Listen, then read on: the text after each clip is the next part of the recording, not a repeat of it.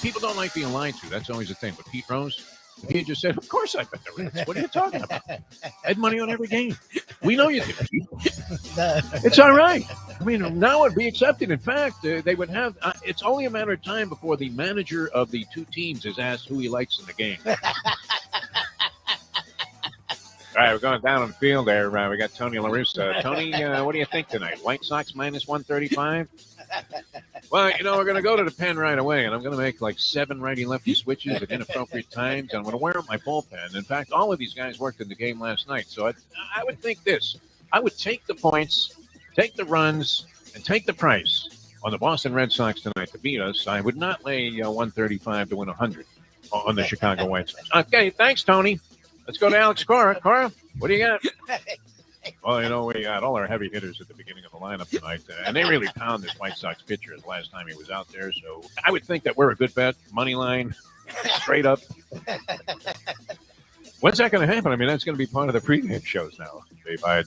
You're almost thinking about sending sympathy cards to your brothers in the media that had to attend that game, which I have the good fortune of not having to schlep down to these Dolphin games. But we've been equating it with the saga of Terry Schiavo, which you'll remember, Dave, where, the family was begging Jeb Bush forever to let them pull the plug on this poor woman who had been in a coma for like 2 decades.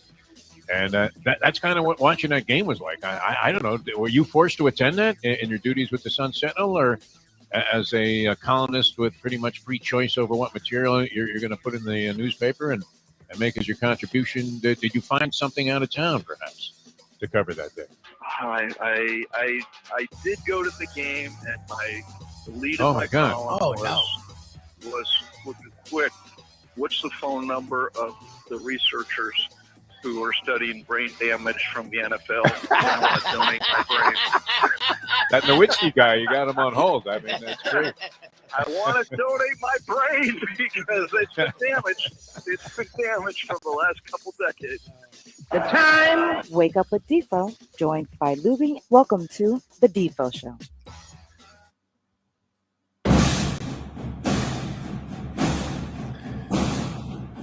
I guess we had that coming.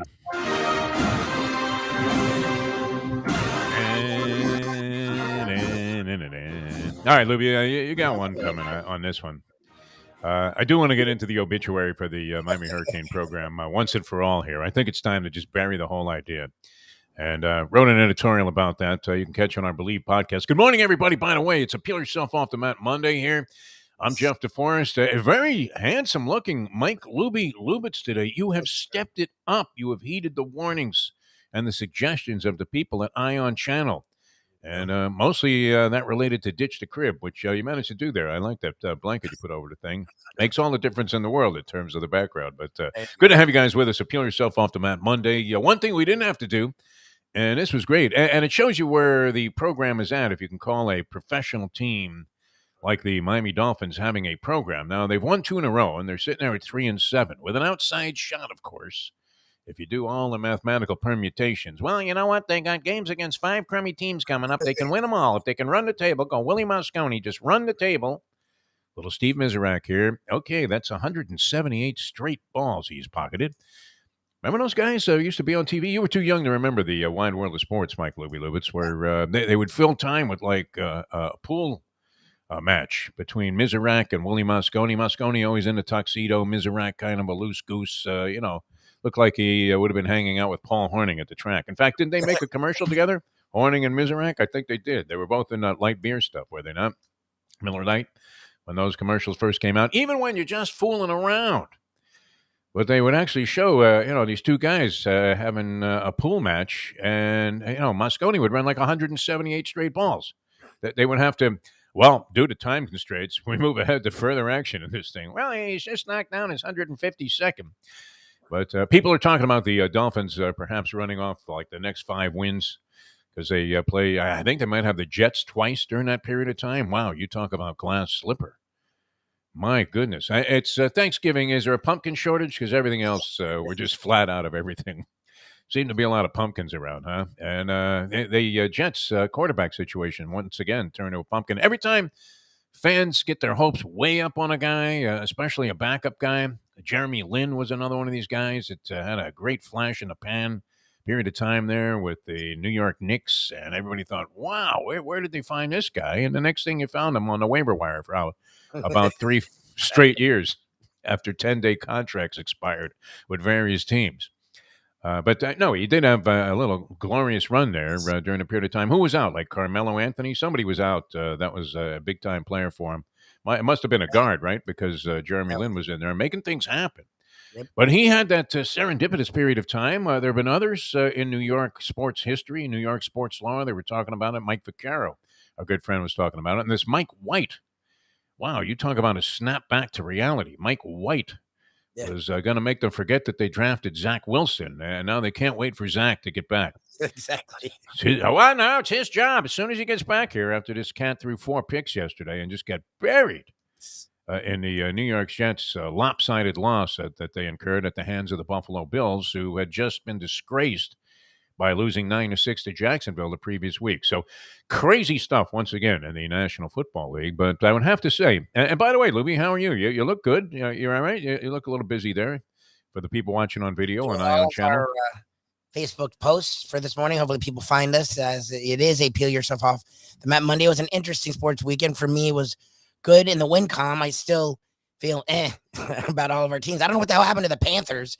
Like, right when they got really good and everyone was excited. Haven't they lost like 4 out of 5 or something? Like, they've lost 4 in a row. 2 of those, though, they did pick up points, 1 in a shootout, 1 in overtime. So after getting 21 of a possible 22 points in their first 11 games, they now picked up 2 out of a possible 8 in their next 4. But it's a 4-game losing streak, if you want to look at it that way. How do we consider these overtime losses in hockey, huh?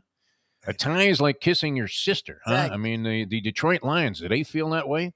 After that 16-16 tie against the Pittsburgh Steelers, wow, you talk about watching some pure NFL dreck. That was it, except for the fact that you were kind of hoping that the Lions would win just to see what Campbell would do, right? Yeah, he would wrestle a bear. Do something. I don't know. Have an alligator grabbing him by the neck there and celebrate by throwing him off and saying, see, we can win a ball game. But they nearly did. I mean, they had every opportunity to win that ball game, and they managed to screw it up there in the overtime period. And then Pittsburgh, with a shot to win at the very end, looked like they had a surefire field goal. They had moved into field goal range with almost no time left on the clock, a 10-minute overtime period. When was that adjustment made, by the way? Didn't they used to go 15? That was 7 years ago, Dave. Yeah, a few years ago. I was just going to say. And that's another issue. I don't want to get too scattered here because we want to focus on what transpired here in town, which is obituary city for the University of Miami. Anybody that believes out there, stand up and go ahead and let us recognize you. Anybody that believes that the University of Miami football program will ever be what it once was, please stand up and take a position by the door because you need to walk right out of there, man. That's not Larry Coker, right? It's, what was the song there? Streisand? Fractured memories or whatever of the love we left behind. Yes. Scattered memories of the love we left behind. Yeah, exactly. That's what we have. We have fractured memories of the program we left behind about 20 some odd years ago. It ain't coming back, people. It's not coming back. That team was 3-6 that the Hurricanes came out ice cold. Manny Diaz supposed to be the guy. His comments after the game, unfortunately, he's morphing into not even Larry Coker. He's morphing into Joe Philbin, smoking Joe Philbin in his post-game press conferences and pronouncements. Now, I'm not one that believes that you have to kill yourself after you lose a ball game. It's a ball game, all right? And maybe you just have to accept that you're not as good as you once were, or you're not very good to begin with, whatever it is, or that the other team played better than you did, or even though you had better personnel, they found a way to win the ball game, and so you ended up a loser. I don't know. I was never one that thought that you had to go into some kind of dark depression after losing a game, right? I lose, out there in the tennis courts to some guy that can't even hit the ball. It's okay. What are you going to do, right? Go to the beach and brush it off. Exactly. But Manny Diaz, while saying that, I mean, at the same time, you lose a game to a team that was 3-6.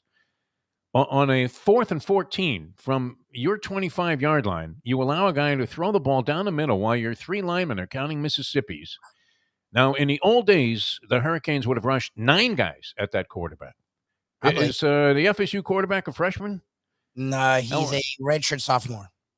redshirt sophomore, which makes him like in his Senior. 7th year Yeah, at the exactly. school. Yeah. Exactly. All right. So but it's his first year as a starter, is it not? This As an guy. outlet starter, yes. Okay. So why would you want to just flatten this guy? Why would you give the guy time to survey the field and then throw a ball into a soft zone down the middle of the field to the 1 yard line and lose the game when you had 4th and 14? This was the time where you just absolutely annihilate the quarterback. I mean, going against Oklahoma on the road, Nebraska back in the day on the road, Alabama before they were this good. Any team that the Hurricanes faced when they were on the rise and in their period of prominence there, they would have blitzed this guy into the ground. Now, I don't say they go Greg Williams on this because he was clearly out to sabotage Adam Gase when he went with an 11-man blitz at the quarterback when all they had to do was keep the other team out of the end zone. In this case, you just don't want to give up 14 yards on a 4th and 14. That's all you have to do. So what's the best way to do that? Just blitz the guy, and you know what? Take a shot. We're either going to win the game right here or lose. They ended up losing anyway. Yep. So what was the point of making it easy for the FSU quarterback to survey the field and find a guy in the middle of a soft zone? That's poor coaching. Who's the defensive coordinator for the Canes? Oh, Exactly. Exactly. I hate to condemn Manny Diaz. He looks like a good Nice guy. He seems like he says and does all the right things about, well, you know what? We're concerned about academics here. Yeah, sure, man. You Maybe probably you need are. to get unconcerned, man. Throw all the books out of the football dormitory there, except for the playbook, and see if you can get these guys. I mean, the worst tackling team in Division I football, Penalties. horrendous loss, penalties, and Oh, stupidity. I mean, just all over the place. And then on top of that, you're going to get that thing they stole from Flava Flav and put it around a guy's neck when you're down 17 to a crap team on the road, and you finally get a fumble, on some fluke play, and a guy falls on the ball, some fat guy falls on the ball, and then you got to hang this chain around his neck that has like a grandfather clock attached to it, and start whooping and hollering like you just won the Super Bowl at a college football championship. Disgrace all the way around is what it was. Huh? I mean, think about it. Schnellenberger, he would have sent the house. Jimmy would have sent the house. You think Jimmy's going to count 1 Mississippi, 2 Mississippi, 3 Mississippi? Oh, look at that. We didn't execute the play properly. This is what Diaz was saying after the game. Well, there was a lack of execution there. And you know what? This loss should fuel our team and inspire them to play better in the future. You're like spitting up your drink listening to this garbage that this guy was saying. Now, I don't know. Is that in conjunction with the whole idea that maybe I'm getting carried away, right? Because I view this as kind of a professional enterprise, whereas maybe that's the proper message to send to people. Just as I was saying, I don't think you have to destroy your life because you lost a ball game if you're a player on the University of Miami football team. But seeing as you're essentially a paid professional in many of these positions, especially the top players, you would have to think that it's a little consolation that may fuel and inspire better efforts in the future, as the Hurricane season essentially is just a complete waste. And that whole 3-game winning streak, now you're back to, what is that, the myth of the Sisyphus, where the guy pushes the rock up the hill, up the hill, up the hill, and just as he gets there, like he was one of the Mexican soldiers at the Alamo, boom, there's Davy Crockett, man, Daniel Boone. Who was at the Alamo? Crockett, Boone? Were they both there? Maybe I don't both. even know. Maybe both. They were the only two guys there.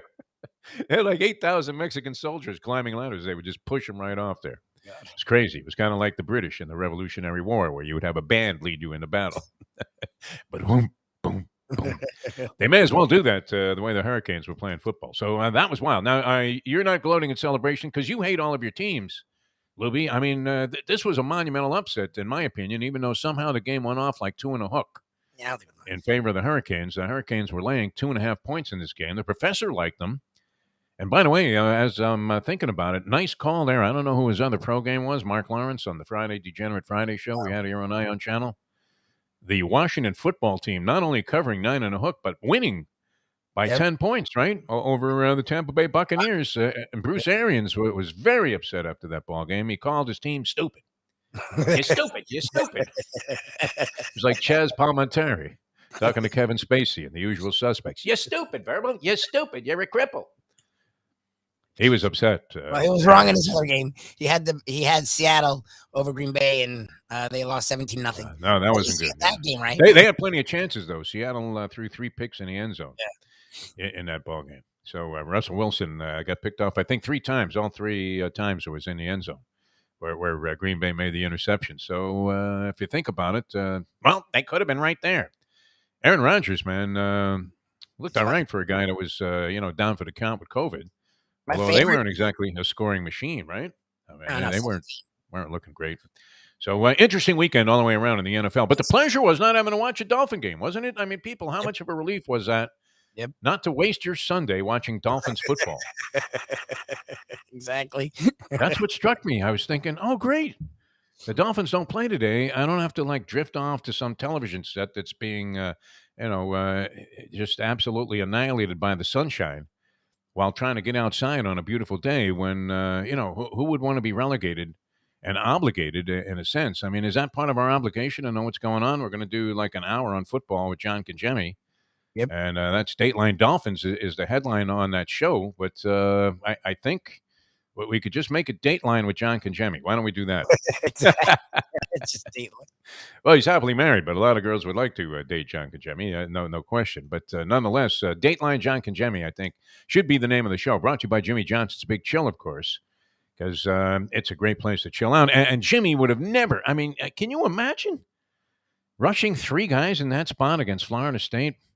I mean, the coaching used to be innovative in that series, and now it's just absolutely diabolical. I mean, you were, I didn't really follow this, but you were screaming about both the offensive coordinator and the defensive coordinator for Florida State, where does that leave you with regard to the head coach who orchestrated this marvelous victory? But you're saying they should have been up like 35-zip at halftime, except for the conservatism of the calls on both sides of the ball. They also, I think you were correct in this. They alleviated the pressure they were putting on the Canes quarterback, freshman quarterback, who's only had limited playing time, came in after De'Aaron King went down, and was acquitting himself very well until this ball game when they were pressuring him and made him look like a dope, and then they backed off because they had the lead. Well, they didn't back off. It was like I don't know if the Canes, what they do on defense. I don't really watch the Canes on defense, but not much. I mean, they can't. Literally, they cannot tackle your wife. If she was running the football up the middle, your wife, she would break 4 tackles. I know their defense has gone backwards every year, so I think that's a little strange, especially since Manny took over this year and it's gotten worse. FSU's defense I've been frustrated with all year because they have flashes, because Jermaine Johnson is a friggin' monster, and if he's making plays, their defense is fine. The problem is you're not going to get pressure with 4 every down. Like, that's not like Georgia has one of the best defensive lines ever. They have the best defensive line in college football, and they blitz all day. Like, they don't even need to blitz, but because they're aggressive and they're creative, they still blitz. So to me, if your defensive line's okay, you should be blitzing everywhere. Florida State doesn't. Adam Fuller as a defensive coordinator is fine. They're better, but he's not aggressive. He's very passive, and that frustrates me because Mickey Andrews, and we had Peter Boulware and Renard Wilson and Andre Wadsworth. We didn't blitz, but if his defensive lines were okay, he was blitzing. And I grew up with Jimmy Johnson down here with the Canes, and even some of the other Canes teams and the Knowles teams, and even some of the Jimmy Johnson with the Dolphins, those teams were super aggressive. So I'm used to aggressive defenses, and watching a guy sit there and count Mississippi's frustrates the hell out of me. And it's the only reason FSU won was because Manny did it the other way. Like, why are you running? I was crazy. There? Like, what are you doing? How do you send 3 guys in that spot? That's just insane. I literally, an all-out sellout. If they were beaten and they sent 11 guys after the quarterback and the guy somehow got off a lucky pass and it went for a touchdown, you would have said, all right, I'll have to concede they got lucky on that one. But no, very strange strategy and not very encouraging. I'm happy to see that you're upset with your coaching staff, even though they pulled off a miraculous victory over a team that should have shellacked them. And if you're a Hurricanes fan, I think it's time, right? Blow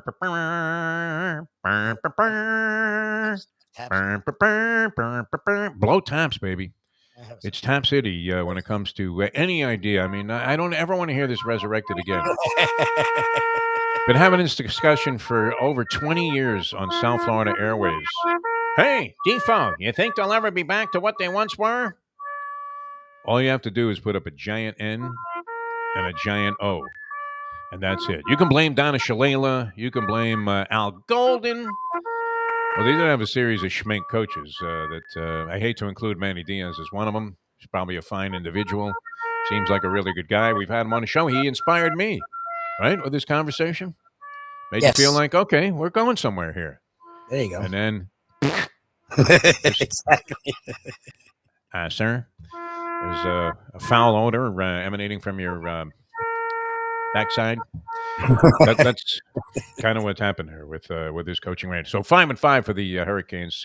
Season once again rendered meaningless. They lose for the first time in the last 5 games to supposedly their arch rival, and there was a lot of steam about that game in Tallahassee. The Tallahassee people really reacted well to that. Yeah, I don't know how many Hurricane fans traveled with the team to go on the road and watch that ugliness, but there'll be less of them the next time. I can assure you. A lot of other stuff happened in college football, right? Oklahoma losing, that was a big one, and that game ended in some controversy. I don't know how you feel about that. The two coaches not big fans of each other. Now, this is an interesting dilemma. Now, what do you do in this spot, Mike Lubitz, Mr. Sports Ethics? There you go. Okay. The Baylor football team, if they're involved in some kind of fight to get into a tie to get into the postseason there, or whatever it is, the conference championship game, point differential becomes a factor. Yes. And so their coach calls a timeout. Dave Aranda calls a timeout with like 3 seconds to go, but the fans were already storming the field, and nobody knew that he'd called his timeout. I love it. And he called a timeout so he could kick a field goal and increase the point differential in that ball game by 3 points, which, okay, let's suppose he's right. I don't know how many mathematical permutations he did to come up with the number there, but let's suppose it did make a difference. And it was a difference maker in Baylor making the conference championship game. Is it an insult to the Oklahoma Sooners, who were supposed to beat Baylor in that game and were on their way to the college football championships, except exactly they lost. Now, they were going to lose anyway. This field goal made no difference, except maybe in a subsequent tie-breaking situation when they went to the 18th criteria to decide who was going to go to the postseason there and go to the conference championship game. So then, on top of that, they clear the field after like 20 minutes. They bring both teams back out on the field after Oklahoma had left the field. Lincoln Riley was steaming mad that he had to come back out there. And then they go ahead and kick the field goal. Just right in their face. So, and Riley was not happy about that. I mean, if this was a hockey game, they would have fought. They would have dropped the gloves right there at the center of the field. Not sure if there was any congratulatory gesture made there on the part of Lincoln Riley, but he had to be upset because his team just fell out of contention now for the college football championship after a season of hard work, schwitzing and bleeding and, doing all this practicing, and coaches sleeping on couches at the offices there, recruiting is not going well. Whatever it is that was bugging him, it had to be exacerbated by the fact that they lost this game. And then to add insult to injury, so to speak, if you'll allow me that cliche on a Monday morning, appeal yourself off the mat Monday, the guy goes out and calls a timeout so he could kick a field goal, but then there's a 20-minute delay while they clear the field from like 20,000 people that stormed onto the field. And where is security, Lubie? Where is security in these situations? And TV loves it, too. It's a big Phil Mushnick thing. His big pet peeve is somebody's going to get crushed like they did at that Astroworld thing with guys storming the field. It can't lead to anything good, can it? I mean, I know it looks great and seems very exciting. Everybody rushing onto the court or rushing onto the field, but where are those guys in the yellow jackets, man? Are they out having a smoke? What's going on? We had to stop that. Well, especially with COVID. Like I thought we had the professor always makes fun of me because at FSU, I was there, especially during a run where a basketball team wasn't great, but we kept upsetting teams. Like we upset Forest, North Carolina, and Duke at home. Over like 3 years, we rushed the court like 6 times. Like at some point, don't you stop rushing the court? And I actually agree with him. Like it gets old after a while. Like the football games, I don't understand. Like Baylor wasn't bad. Like weren't there like a playoff caliber team like 3 years ago? Like why are you rushing the field? Like I don't understand the rushing of the field when it's not that big of an upset. Weren't they ranked 13? Like how big of an upset? When do you see the fans on the field and a guy calls a timeout so he can kick a meaningless field goal, which he feels has meaning? Yeah, maybe Lincoln Riley had right to be upset. Anyway, a lot of action all around the NFL. The Lions, is a tie like kissing your sister, or do you feel good about that? That snapped a 12-game losing streak And they probably feel good. And even though they didn't get the win over Pittsburgh, they're in there battling. A lot of people feel they're the best or were the best 0-8 team in the NFL. I think they were the only 0-8 team in the NFL. So I guess that makes them both the best and the worst. But many people, including Steve White, who was on our podcast on the Believe Podcast Network, said to us, well, if you watch the way they play for Dan Campbell, I mean, they may not be a great team, but they play their eyeballs out for this guy, which he may gouge them out. I don't know. Exactly. Some kind of act of human sacrifice later on in the season. But, yeah, I was kind of rooting for him. I mean, you'd like to see the team get that big goose egg out of the win column at some point in time. It's such a disgrace to go unvictorious for the season. But nonetheless, couldn't pull it off against the Pittsburgh Steelers. And then I don't know if I believe this, because now they're throwing all these stats up there, and it goes so quickly, and it's a lot of quantifying stuff about, well, he's the youngest guy ever to run for 3 yards following a game in which he ran for 86 yards. And it's all meaningless stuff. But is it true? I guess they don't play that often, huh? Is that possible? The Lions and the Pittsburgh Steelers? Yeah, That the last Lions win in Pittsburgh, goes back to when the Pittsburgh Steelers played at Forbes Field, which was the stadium, of course, where Maz hit the home run in 1960, the old Pittsburgh Pirates ballpark. They actually played games in Forbes Field, the Pittsburgh Steelers, and that came in, I believe it said 1957. So they hadn't won there in like 60 some odd years, the Detroit Lions, and they still haven't won there because they got stuck with a tie in that ball game. All right, many other things happening. The Heat had a big win over the weekend, Miami Heat.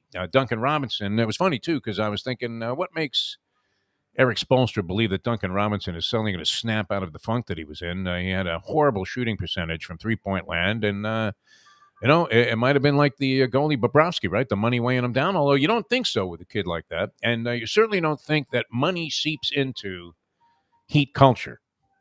Do you believe that Heat culture, the so-called Heat culture, which is some kind of occult way of describing the spell that Riley has over anybody that comes in contact with, right? I mean, if Riley wanted these guys to chant Nam-myoho Renge Kyo throughout the ball game, you'd be hearing this weird buzz coming from the court instead of the squeaking of sneakers. Nam-myoho Renge Kyo, Nam-myoho Renge Kyo. Because people do, as Riley says, especially if they're in the organization. But the money couldn't have been weighing Duncan Robinson down, right? I mean, he got all that free agent capital. The Heat re-signed him, and he was being highly sought after by others because of the coveted nature of the three-point shot and the accurate three-point shooter. And then he goes out and he's shooting like 12% from the field or something from three-point range for the season. And I saw Spoelstra in a post-game interview after he had bricked a couple of potential game winner or game-influencing threes at the end of a ball game the previous time out. And Spoelstra saying, we ain't worried about Duncan. He's going to get it right back. And the very next game, he goes out and hits 6 threes. Oh, there Shoots, you go. 8 for 14. I tell you, he's having a phenomenal year, and no one's talking about it because people are trying to figure out what's up with Kyrie. But Kevin Durant is, I believe, leading the league in scoring, averaging nearly 30 points a game. While shooting, Lubie, get this, and it's not like he's just in there like Rudy Gobert, like dropping the ball through the basket every now and then on a rebound when they've already cleared out the paint. I mean, he's shooting threes. He's shooting under pressure. He's shooting while being double teamed. He's driving to the basket and doing that while being well defensed, and he's shooting almost 60% from the field. If you can believe that. Kevin Durant, averaging 30 points a game for the Brooklyn Nets, who are now on a roll. That's crazy. Yeah. Having a good year. You think he wants Kyrie back or just wants to... he's no spring chicken either, Kevin Durant. And he's had his share of injuries that you would think eventually would take their toll. So, phenomenal season by Kevin Durant and the Brooklyn Nets. Watch out, Lubie. Now 10-4. Milwaukee, what, is Antetokounmpo out for a couple of games? Because they have slumped to 6-8, the defending NBA champions. So, looking like they were very much on the chicken circuit during the offseason. So, many things happening all around the board. As you mentioned, our Florida Panthers, who were smoking hot to start the season, have now lost 4 straight, although picked up points in 2 of those games as they lost in a shootout to the Boston Bruins and then lost in overtime to the Tampa Bay Lightning. Did you see that fight in that game? No. Braden Point, excellent player for the Tampa Bay Lightning, duking it out with Patrice Hornqvist. Patrick Hornqvist. whatever it is. Okay. Hornqvist. He's an old dude, man, and he threw more right hands in about 6 seconds than Caleb Plant did in the entire 11 rounds he was in there with Canelo Alvarez. I mean, this guy had a great hockey fighting strategy. Just keep firing. Grab a guy with one hand and just keep firing. I mean, piston-like jab. It was unbelievable. I don't know that he landed anything, and I don't know what good it does when the guy's got like a full face guard. And, you're punching this guy, but they dropped the gloves there. It was a sensational fight. Point and Hornqvist. Bad blood, Lubie. Bad blood exists between the Florida Panthers and the Tampa Bay Lightning. So now that may be a real rivalry now that the two teams are actually playing very well. But we'll see if the Panthers can get off this 4-game skid. They host the Islanders here in town, here in South Florida on Tuesday night. And Heat in action tonight. As that's a rough stretch they were on. They were lucky to salvage that game against Utah, huh? Or was it? Utah. They're not 2-0 over Utah. Yeah, they're playing Oklahoma City, who's off to an 8-5 start. Who does Oklahoma City have? Anybody? No, right? The one guy with the 3 names, Gilgis, whatever. I don't know. They don't have a lot of guys. I really can't Cookie name. Gilchrist, I think the guy's name is. Yeah, he was a great running back, underrated. Hey, Gilgis Alexander or something. I think it's. Our good friend Andy says if Gino was playing, the Hurricanes win that ball. Probably. If Gino was playing. Van Dyke wasn't horrible. I mean, it wasn't all on Van Dyke. I think both of those teams are not good. And I think the FSU is fine because it's Norvell's second year, so whatever. I think for Manny, it's a different story. It's his third year. They talked all this crap about the new Miami. And it's going nowhere. He's made coaching changes, which is what I want from Norvell. So he's tried, and they haven't gotten better. They've gotten worse. Yeah, it's ugly. I mean, but they'll never fire this guy. People keep asking me, like privately, well, what are they going to do? The University of Miami? Nothing. What are they going to do? It is what it is. John Kajemi said this on the show. Remember, we almost fell over backwards out of our chairs. Now that people could see us, we would have been laying on the ground in need of a standing, an 8 count, not even standing. An 8 count. It's true.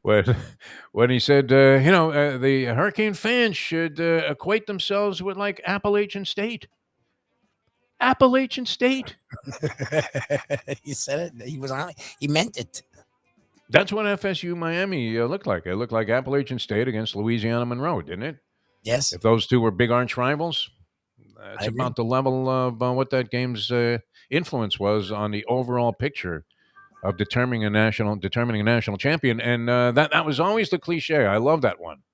This is a game with national championship implications. It would be like game 1 of the season. and that was true a lot of times, but no longer, especially when they voted back in the day. Imagine if they used the presidential election officials to determine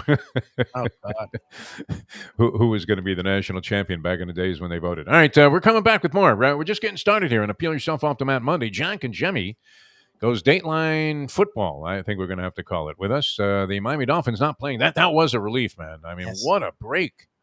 To catch a beautiful Sunday in your hometown.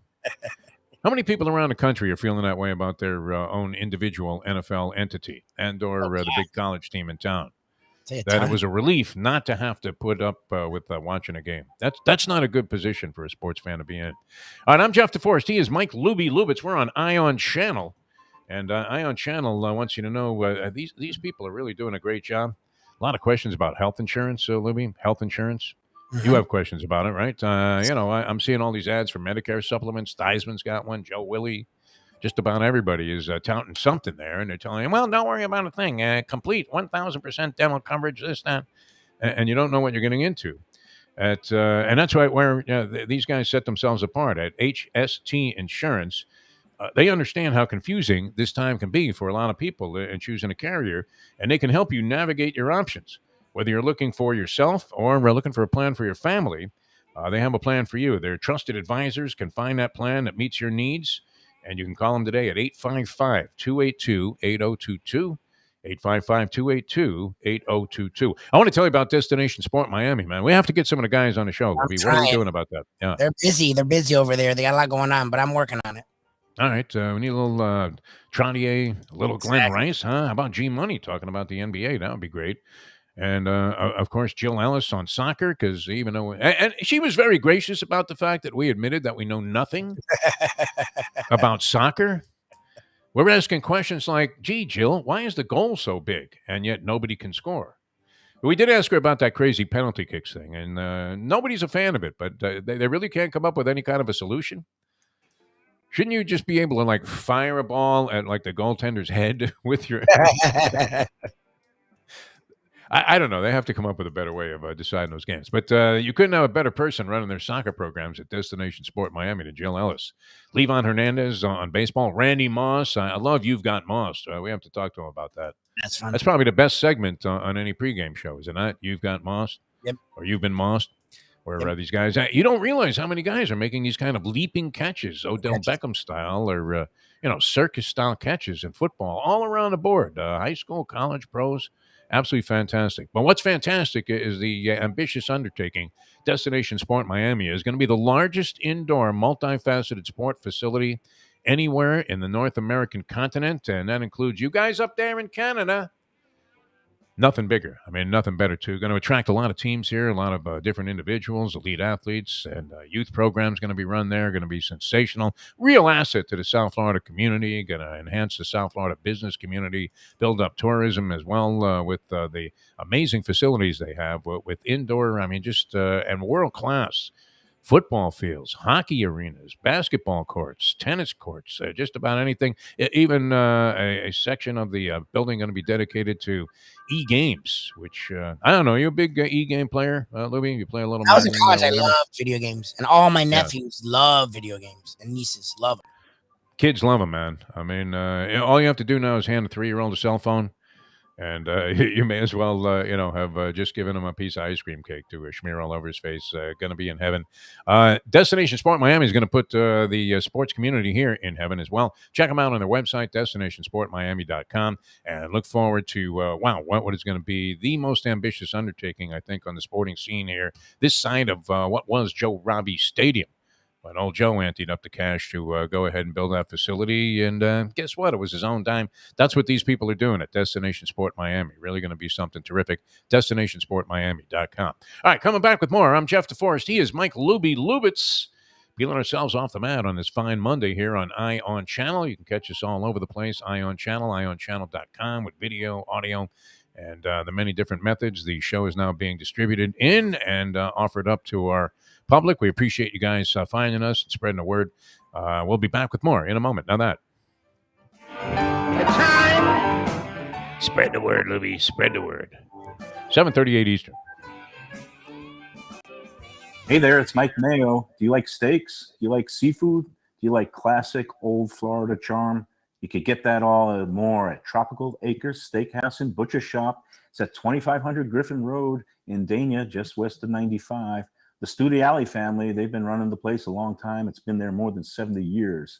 And it is now a place you can get early bird specials along with steaks to take home and throw on the grill yourself at the Butcher Shop. That's open 10 a.m. to 10 p.m. every day. It's open for dinner every night starting at 4:30, but they are closed on Sundays. Go to Tropical Acres. It's a place to go for a great meal, great people, good value. Tropical Acres. The championship meet is right around the corner at Gulfstream Park. The only place for live racing, Gulfstream's action has never been hotter. Whether it's on the track, in the casino, or part of the dining and entertainment offered at the Village of Gulfstream Park. Currently running Thursday through Sunday, Gulfstream's racing package is the best in the country, with all the top horses and people in the game pointing towards another tremendous winter season. Check out the remodeled first floor casino, open 7 days and nights a week, along with the many special events and concerts happening at Gulfstream Park. You can place your wagers from anywhere at firstbet.com. Check the calendar of events at gulfstreampark.com. Destination Sport Miami is here to revolutionize the sports landscape in South Florida. The largest indoor multifaceted sports complex in North America is on the way, with distinguished leaders of its various sports programs and unparalleled access to the finest indoor training fields and facilities. Destination Sport Miami will set South Florida apart as the destination of choice for elite athletic training and development, and for its dedication to youth programs and sports on all levels. A phenomenal concept and a powerful undertaking, Destination Sport Miami will also be an important commodity in the sports business community as well. Destination Sport Miami. Its time has come. These days, we're all looking for comfort anywhere we can find it. Thank goodness for Landlubbers Raw Bar and Grill in the Plantation location, because they are making sure you are as comfortable as possible. First of all, they're not only open for delivery and pickup. All you have to do is go to landlubbersbarandgrill.com for both pickup and free delivery. Their hours have changed a little bit. Monday through Thursday from 3:30 to 10, and Friday, Saturday, and Sunday from 11:30 to 10. You're going to have the best wings in the world. You're going to have a great burger. You're going to have their amazing soups. Again, Landlubbers Raw Bar and Grill. It's nice and easy. Just go to landlubbersbarandgrill.com for both your pickup and free delivery. Thank goodness for Landlubbers for making you always feel right at home. Since day one of Old School, we've had Catholic Health Services be part of our family.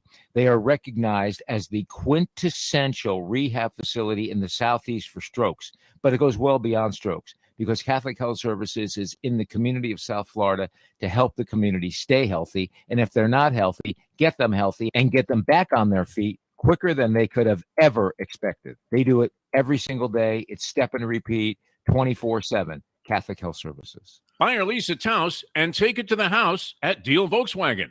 Anna and her team make your next VW purchase or lease so easy, with new inventory rolling in daily and the biggest selection of certified pre-owned vehicles in the business. You can make your deal online at dealvolkswagen.com or visit the beautiful showroom in the classic location, 3601 Bird Road, right in the heart of the Gables. Or give Anna and the team at Deal a call at 305-448-DEEL. Jettas, Passats, Tiguans, Atlas models, and the hottest vehicle in the industry, the new Taos, all at unbeatable prices and all ready to roll off the showroom floor at the #1 Volkswagen dealership around, Deal Volkswagen. Neil deGrasse Tyson, when you look at the exploration and what's going on today, I mean, what was your reaction to what was there on Mars? Were you expecting to see like an Arby's franchise up there, or did you have a pretty clear picture of what they were going to find? No, but at least a Starbucks. Come on now. The only way to get your morning started is with Defo, joined by Lubie, right here on the Defo Show.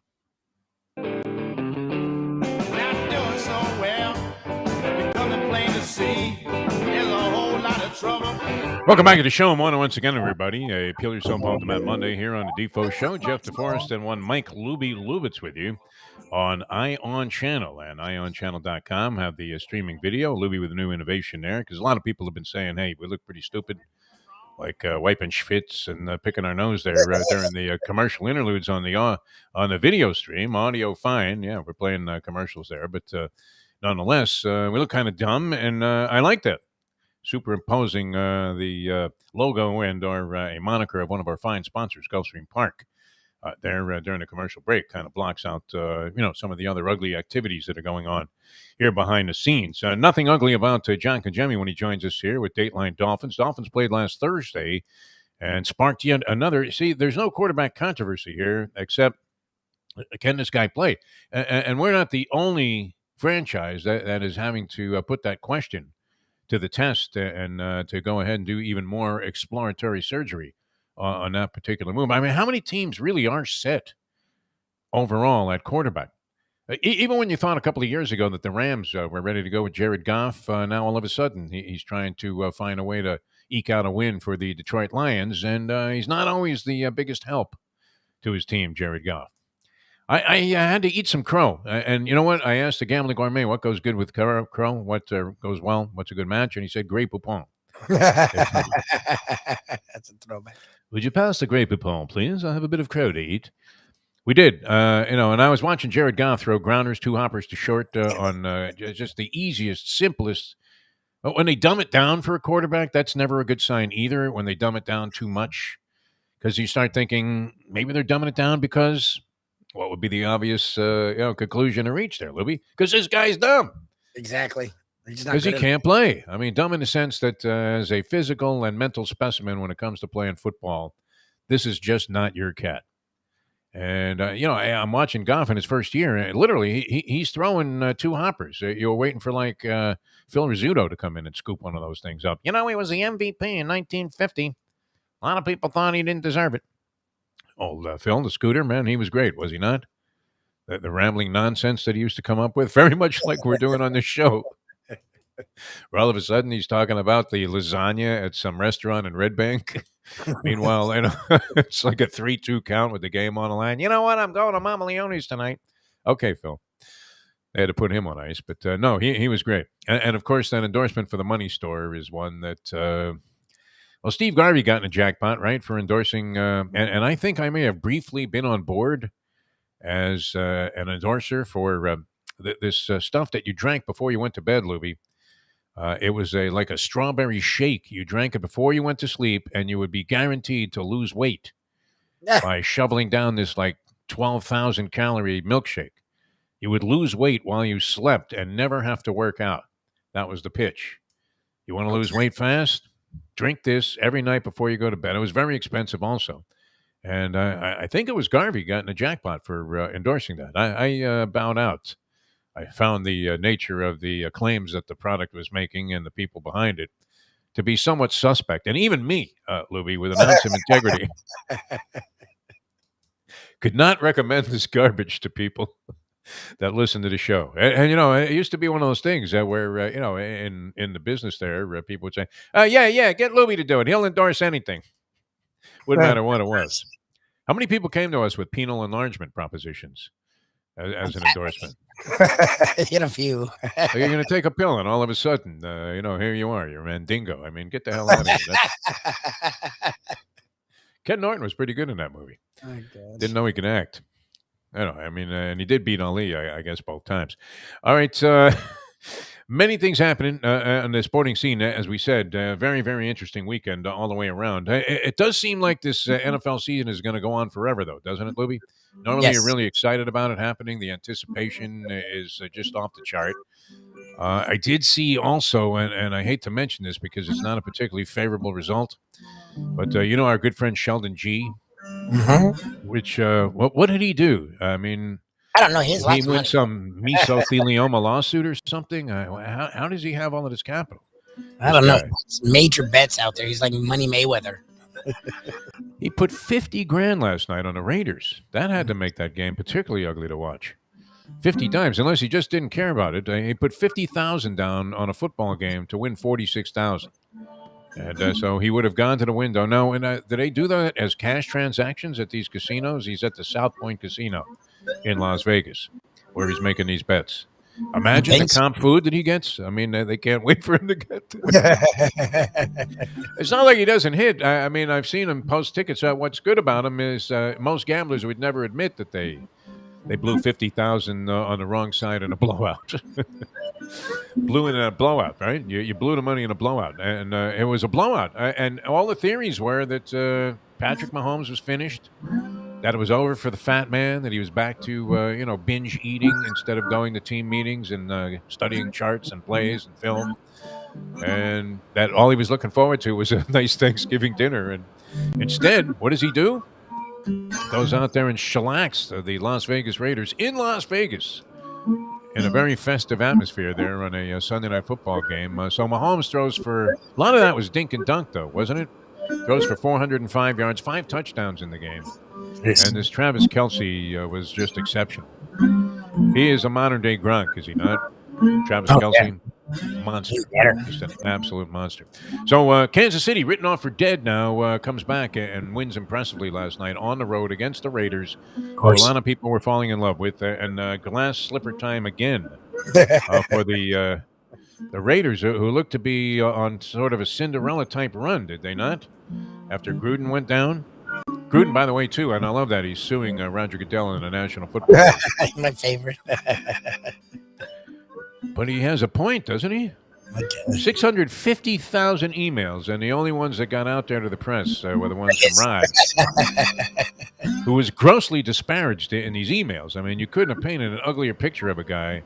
Even the totally insulting and politically incorrect statement, the racist slur that was being used with regard to DeMaurice Smith, and the reference to his lips. I mean, perfectly disgusting on the part of John Gruden. Why would you write that if you were a public figure anywhere? No, really. I mean, why would you want that in any kind of print, whether it's taken out of context or not? It's going to look bad, right? And everybody knows that at this stage. But it is kind of curious That he didn't have anything particularly flattering to say about Goodell either. And whose emails are the only ones out there? You don't think Bruce Allen wrote a couple of things back? I'm sure they all did. You don't think Dan Snyder was maybe too busy ogling chicks at the time from the cheerleading squad?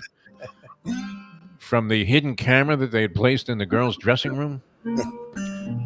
Nobody cares about any of that, right? They gave him a $10 million fine, and that was all under the table. But Gruden, they're leaking this to Woodward and Bernstein and sending another copy in their outgoing mail to some reporter at the New York Times.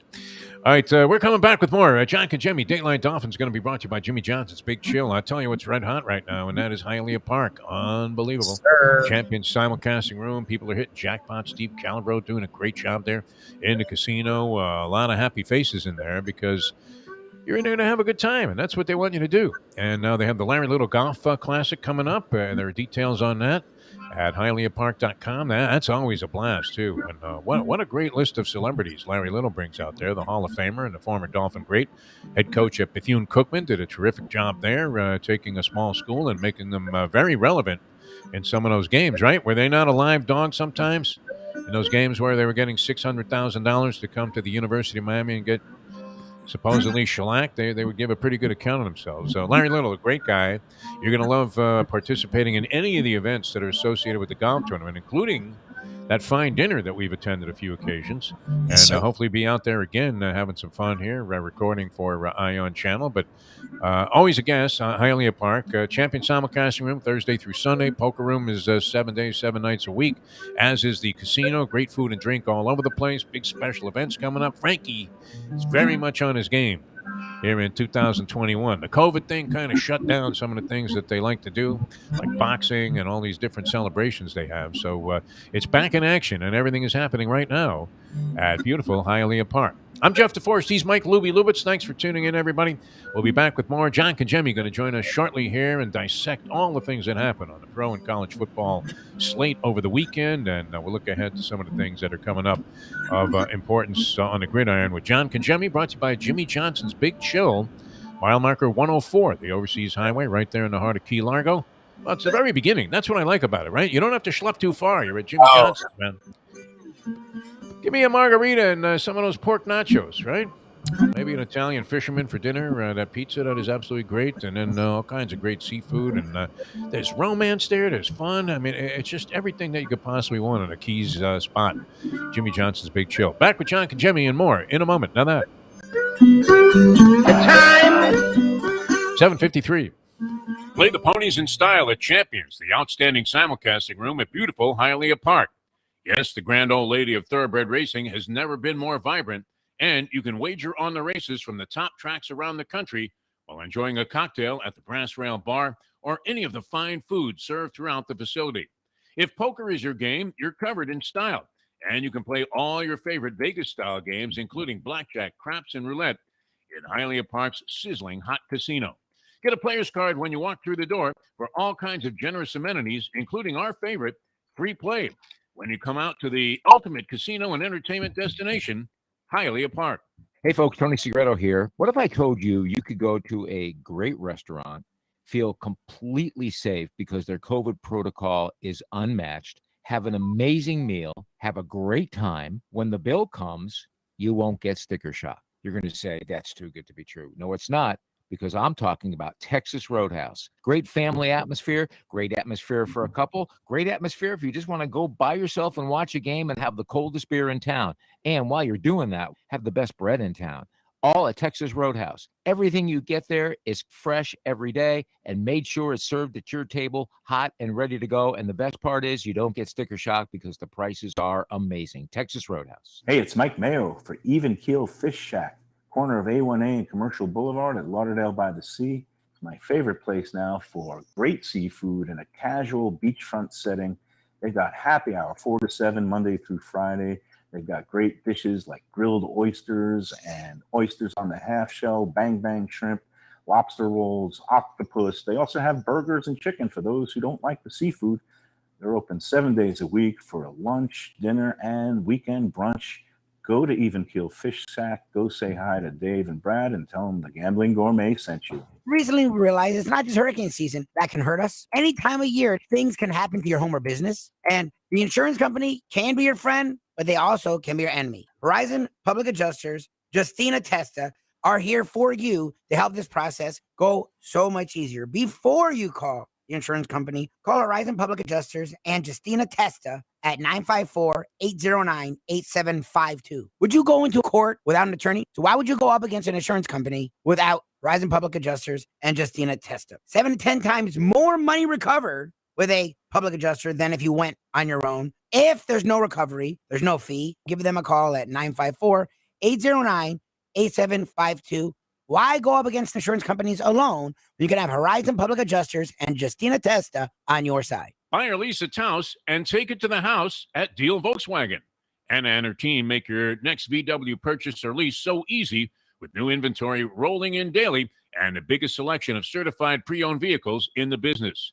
You can make your deal online at dealvolkswagen.com or visit the beautiful showroom in the classic location, 3601 Bird Road, right in the heart of the Gables. Or give Anna and the team at Deal a call at 305-448-DEEL. Jettas, Passats, Tiguans, Atlas models, and the hottest vehicle in the industry, the new Taos, all at unbeatable prices and all ready to roll off the showroom floor at the #1 Volkswagen dealership around, Deal Volkswagen. This comes from the great Defo Llama. It's the bets you don't make, the chances you don't take, that can compromise an otherwise incredible life, my friend. The only way to get your morning started is with Defo, joined by Lubie, right here on the Defo Show.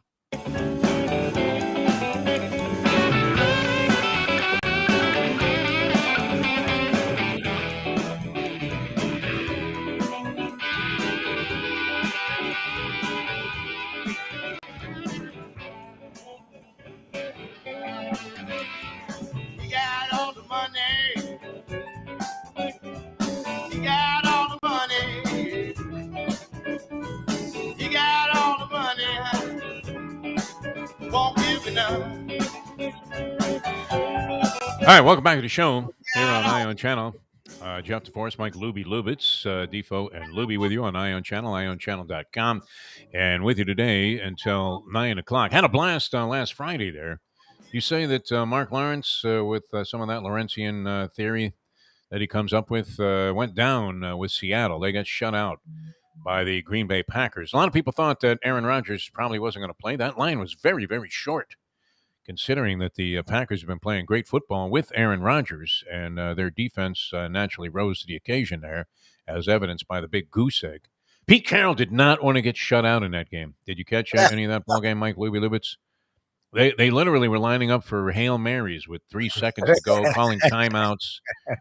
Russell Wilson just could not get it going. Every time he threw a ball anywhere near the end zone, it was picked off. And so they get shut out in a game that they were very much in for the most part. Against the Green Bay Packers with Aaron Rodgers coming back. But that line was like 3 points with Seattle going on the road to Lambeau Field. Seemed a little short to me. Did it not, Mike Lubie Lubitz, considering it was known that Rodgers was going to play for the last couple of days? You would have thought they would have been sending it in for the Chiefs in that game. All right, John Kajemi going to join us here in just a couple of minutes on the program. We love John. He's an outstanding football analyst, 21 years. See, I want to go with his dad's number, 25 years, right? Because when you get hosed by an organization after a long period of time, like pretty soon we'll be telling people we worked for 20 years at iHeartRadio. Instead of the actual total, which was like 11 and change. But I thought we were going to cruise right through making it an even dozen there before any other considerations. Usually it's around Christmas time. At least it was well before the holidays, right? There you go. We have to get set up here. So it worked out perfect. You don't want to go Kramer versus Kramer, right? Where you have to get a job like on Christmas Eve, otherwise you're going to lose custody of your child. They don't take that into consideration in this business of broadcasting. But as they say, this is the business we have chosen. All right, don't forget about the people at Deal Volkswagen. They're doing a marvelous job down there, Anna and her team. In fact, I believe I'll be in Anna's company at that Patriot game. I think that's the last game of the season for the Dolphins. That ought to be a real beauty, right? Patriots playing some good football. Annihilating people. Jersey just stole another vehicle out of there. All points bulletin out for one Jersey Kyle Martinez as he's got Corey, his daughter, driving a new Tiguan. Absolute thing of beauty, in and out the door in just about an hour or so with all the financing in place. Do you have a job? I mean, they're just great. Great people to deal with. It's fantastic. Deal Volkswagen, 3601 Bird Road, Heart of the Gables.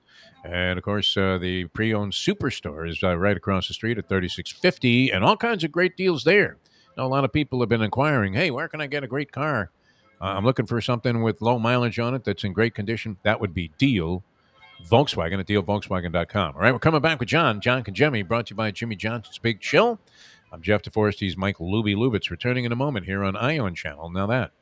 The time. We've hit the top of the hour, people. Destination Sport Miami is here to revolutionize the sports landscape in South Florida. The largest indoor multifaceted sports complex in North America is on the way, with distinguished leaders of its various sports programs and unparalleled access to the finest indoor training fields and facilities. Destination Sport Miami will set South Florida apart as the destination of choice for elite athletic training and development, and for its dedication to youth programs and sports on all levels. A phenomenal concept and a powerful undertaking, Destination Sport Miami will also be an important commodity in the sports business community as well. Destination Sport Miami, its time has come. Hey, folks, Tony Segreto here. What if I told you you could go to a great restaurant, feel completely safe because their COVID protocol is unmatched, have an amazing meal, have a great time. When the bill comes, you won't get sticker shock. You're going to say, that's too good to be true. No, it's not, because I'm talking about Texas Roadhouse. Great family atmosphere, great atmosphere for a couple, great atmosphere if you just want to go by yourself and watch a game and have the coldest beer in town. And while you're doing that, have the best bread in town. All at Texas Roadhouse. Everything you get there is fresh every day and made sure it's served at your table, hot and ready to go. And the best part is you don't get sticker shock because the prices are amazing. Texas Roadhouse. Recently we realized it's not just hurricane season that can hurt us. Any time of year, things can happen to your home or business. And the insurance company can be your friend, but they also can be your enemy. Verizon Public Adjusters, Justina Testa, are here for you to help this process go so much easier. Before you call the insurance company, call Horizon Public Adjusters and Justina Testa at 954-809-8752. Would you go into court without an attorney? So why would you go up against an insurance company without Horizon Public Adjusters and Justina Testa? 7 to 10 times more money recovered with a public adjuster than if you went on your own. If there's no recovery, there's no fee. Give them a call at 954-809-8752. Why go up against insurance companies alone? You can have Horizon Public Adjusters and Justina Testa on your side. Play the ponies in style at Champions, the outstanding simulcasting room at beautiful Hialeah Park. Yes, the grand old lady of thoroughbred racing has never been more vibrant, and you can wager on the races from the top tracks around the country while enjoying a cocktail at the Brass Rail Bar or any of the fine food served throughout the facility. If poker is your game, you're covered in style. And you can play all your favorite Vegas-style games, including blackjack, craps, and roulette, in Hialeah Park's sizzling hot casino. Get a player's card when you walk through the door for all kinds of generous amenities, including our favorite, free play, when you come out to the ultimate casino and entertainment destination, Hialeah Park.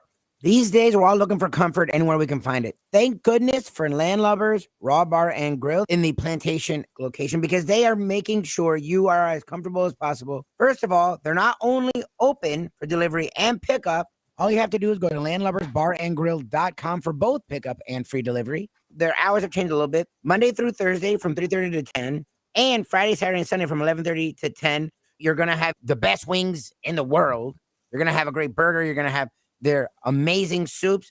Again, Landlubbers Raw Bar and Grill. It's nice and easy. Just go to landlubbersbarandgrill.com for both your pickup and free delivery. Thank goodness for Landlubbers for making you always feel right at home. Hey, it's Mike Mayo, the Gambling Gourmet here for my friends over at Shenanigans Sports Pub. It's a great place to go to take in a game, a good meal, and a couple of drinks. My friend Patrick, he's been doing it a long time, and he's got 2 locations. West side is right across from TY Park in Hollywood. And then the east side location is at 1300 South Federal Highway in Dania Beach. Shenanigans is the place for wings, burgers, barbecue, fresh fish, anything you want, drink specials, late night dining, outdoor dining. It is the place to go, family friendly. Go to Shenanigans and tell them the Gambling Gourmet sent you.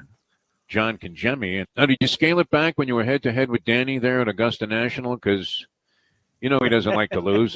Actually, guys, you're right. Dan doesn't like to lose in anything. And the only time I was ever able to go to Augusta, I think the Samsung guy backed out, and Danny asked me about 11:30 at night, and I put on my shoes and went to bed. And I woke up and went to Augusta, made a hole-in-one on the 16th hole, and Dan said he hit a better shot than me, so he took the tee on 17. So I let him do that. I didn't want to get stepped in front of you after a hole-in-one. When you add it up, I flew up on a private jet. I was going to eat for free. I played the golf course. I figured he deserves the tee on 17. I mean, the audacity just to cut right in front of you after a hole-in-one. Buenos dias. The cafecito is piping hot. Why not enjoy it with Defo and Lubie? It's now time for the Defo Show.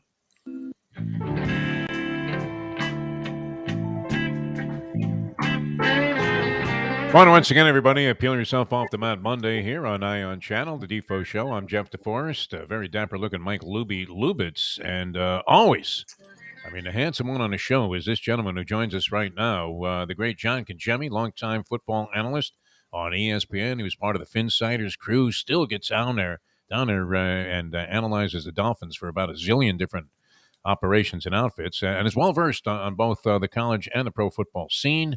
Brought to you by Jimmy Johnson's Big Chill, which is a great place to do exactly that. Chill out in the Keys, mile marker 104 on the Overseas Highway. We welcome to the show the great John Congemi. John, how are you, my friend? Oh, much better after the Dolphins' victory. A nice Florida State-Miami game. That was entertaining. And just an overall good weekend. I got to play golf with my son yesterday. So nice. A relaxing weekend, Defo.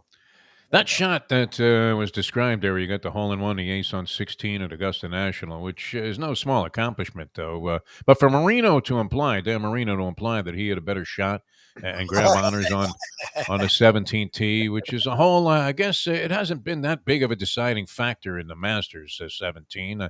I'm sure all of them have come into play at some point in time, but that seems like a relatively, mild, par 4. But so he gets up there to tee off. But did you hit like a grounder or something to the green that went in? No. How could he say he had a better shot when yours went in the hole? Well, he said that mine took the bounce that his ball should have taken. Oh, okay. Yeah.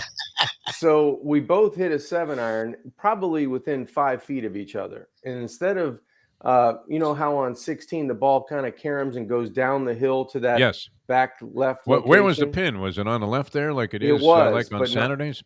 It was, Defo. Not all the way back, but down on the left. All right. And, his ball came back towards the tee box where mine kind of went down towards the hole. So he was upset about the bounce. It kind of stayed with him the whole walk while I was picking the ball out of the hole. Asked for a couple of portraits.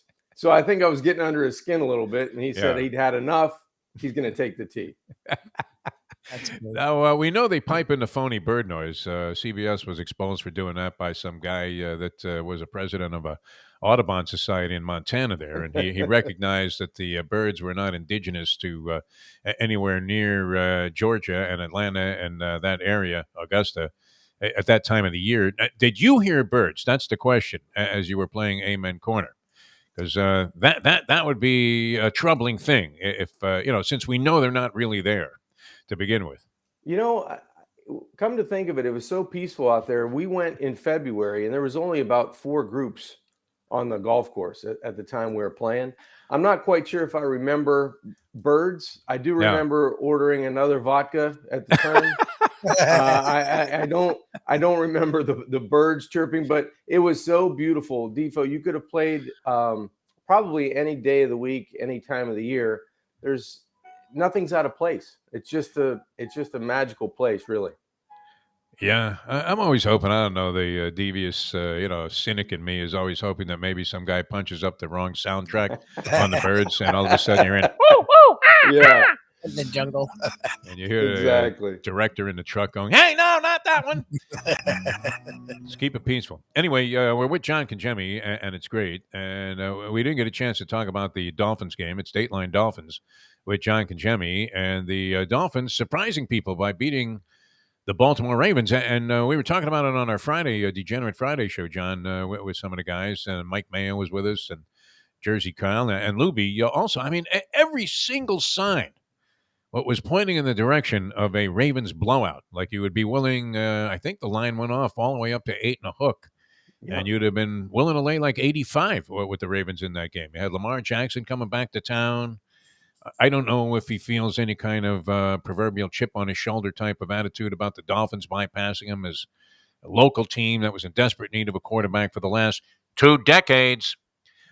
Somehow said, man, we don't need this guy. I forget who they took in his place. Probably some schmank offensive lineman. Fitzpatrick. It was Fitzpatrick. All right. Well, that wasn't a bad call, but nonetheless, they could have had Lamar. And he comes back to town. The Ravens are rolling. I think in this spot, John Harbaugh was like 9-0 against the spread against the Miami Dolphins at Hard Rock Stadium. And they go out there and lay an egg, man. And the Dolphins suddenly look like defensive juggernauts. So what did you make of all of that? And is that just, catching lightning in a bottle and a fluke game, an aberration, in your opinion? Or is that indicative of something that might be able to develop here the rest of the way? Well, when you watch the game, guys, it took the pattern of the last couple. The defense was really getting better. The offense was still a little stagnant. And I think it helped that Baltimore wasn't on their game at all. I mean, pregame, I'm standing on the sidelines. Lamar comes out. He looks great. His family's on the sidelines. John Harbaugh comes up, takes pictures with his mom, the aunts, the uncles. I mean, it looked like it was going to be just teed up to be a Baltimore, shellacking, right? But the Miami Dolphin defense has been good over the last probably 2 or 3 games. Only they saved their best for the most explosive quarterback that you could face in terms of things breaking down and him being able to be so elusive. He just ran for 120 yards last week against whoever they came back and beat. I can't remember. It was like a 37-35 game, but he only ran for 39 yards. And the Baltimore Ravens, the biggest thing, guys, they had no answer for the blitz. They had zero answer for the blitz. Before halftime, they didn't make any adjustments at halftime. The Dolphins continued to send the house. They were bringing one more player than you could block, and the Ravens never could get open. They could never escape pressure, and it was the perfect storm for the Dolphins defense. That's good coaching, though, and everybody's been ripping Brian Flores and asking the mysterious question: "Hey, is he really the guy?" And it didn't look good. I mean, what was happening with this team, and barely eking out a victory over the Houston Texans, a team that's rated the worst in the league by virtually everybody, and has given evidence that they are exactly that. So nothing to get overwhelmingly thrilled about by beating the Texans at home. And now you come back, though, and beat an established team. I mean, that team came in there, 6-2, and looking every bit the part. Like, they were going to be contenders, as they often have been since Lamar's been quarterbacking, for a possible AFC championship. And they handled them really, really well. And then on top of that, you had Tua come in relief in that ball game and give rise to hope once again that, as Lubie has been saying all along, maybe he is the man. I don't know. What did you see on that side of the ball, the offense? Well, I was happy to see Tua come in and play well. I mean, he did struggle a little bit early, but it's always tough and difficult coming off the bench and you're injured. You have a problem with your throwing hand and you're trying to get your footing early. And guys are going a million miles an hour and you're just trying to catch up to the game speed. I think Tua did a really good job. He was able to find receivers. He was able to make plays. And the thing that we were told he couldn't do is push the football down the field. He was able to do that. Yep. So 8 of 13, 158 yards, I believe it was. He found Albert Wilson wide open, a Ravens miscue defensively. Earlier in the game, they got Isaiah Ford for a deep shot. So 2 of the biggest plays, the most explosive plays of the year, come against the Ravens, which you wouldn't expect. And I thought Tua handled himself really well. And I think he should start against the Jets. He's going to have plenty of time to rest, plenty of time to test out if he can do all the things necessary. So I would expect Tua to start against the New York Jets. It's funny, John. Like, I'm not usually the biggest fan of the head coach taking over for a coordinator because that's what you're supposed to do. You hire the coordinator. You're supposed to trust them. However, if your coordinators aren't getting the job done, I do appreciate a head coach stepping in and getting the job done. Manny Diaz has done it with the Canes, and I'm sure we'll talk Canes Knowles, college football with you later on, and it hasn't worked for him. But Brian Flores, and I give him some credit, it wasn't working. The defense was supposed to be elite this year, and it's gone backwards. It was not the defense we thought it would be, except for the last couple of weeks, and especially Thursday. I mean, they were dominant. Lamar Jackson was literally, and Defo and I talked about it, he's usually calm, cool, collected. He was pissed the whole game. Yes. And it was on him. Like, it wasn't anyone else's fault but him. Like, he wasn't reading the defense. They were sending blitzes. A great quarterback loves a blitz. Like, he wasn't taking advantage of it. So it was more him than anything else. But he was just frustrated. And I give Flores credit for stepping in. My question is, why hasn't he done it earlier? Like, if he saw that the defense wasn't getting the job done and he knew what to do, why now? Well, you know, Lubie, that's a risky thing to do, what the Dolphins did to Lamar Jackson and the Baltimore Ravens, because just as well as it worked, and as well as, you know, you contained one of the most explosive quarterbacks in all of the NFL, either throwing the football or running the football, that edge of the sword can turn, and that could have been 21 points right away if somebody slips out of coverage, because it's man-to-man, there's nobody in the middle of the field. You're bringing one more person than they can block. I was more surprised, and I give Brian Flores credit, and I give Josh Boyer, the defensive coordinator, credit, because I'm sure they both had a hand in coming up with this scheme to defeat the Ravens. But I was more surprised that the Ravens and all the savvy they have on the coaching staff and all the experience they have on offense weren't able to come up with an alternative to go ahead and max protect, bring another person in to block, just go two receivers and let X and Byron Jones see if they can hold up for 2.5 quarters, and just run them to death and see if you can get an explosive play on the outside while you're protecting the pocket. I think that on the other side of the football, yes, the Dolphins did a great job of scheming the way they wanted to attack Lamar Jackson. But on the other side, the Ravens did a poor job of having any type of answer to come back, because, as you said, as a quarterback, if they're blitzing, that's a green light special. You're going to take it down the field and you're going to try to make big plays, and it should be easy because it's all man-to-man coverage with plenty of green grass, because there's no one in the middle of the field, because that guy's trying to get you before you can get it off. That Rip Van Winkle guy is great, man. He was awesome in the game, Van Ginkel. And the question, I want you to quell some of the rumors that are now surfacing that the reason that you were on the sideline before the game is that you were actually going to suit up if there was an injury to Tagovailoa and he couldn't go. Were you contacted by Chris Greer? Because he was pulling guys in off the street as recently as like a year ago. I wish I was young enough to do it. No, I had no chance. I had a hot dog and a coffee in the other hand. So I had no business going out on the field. But you know what?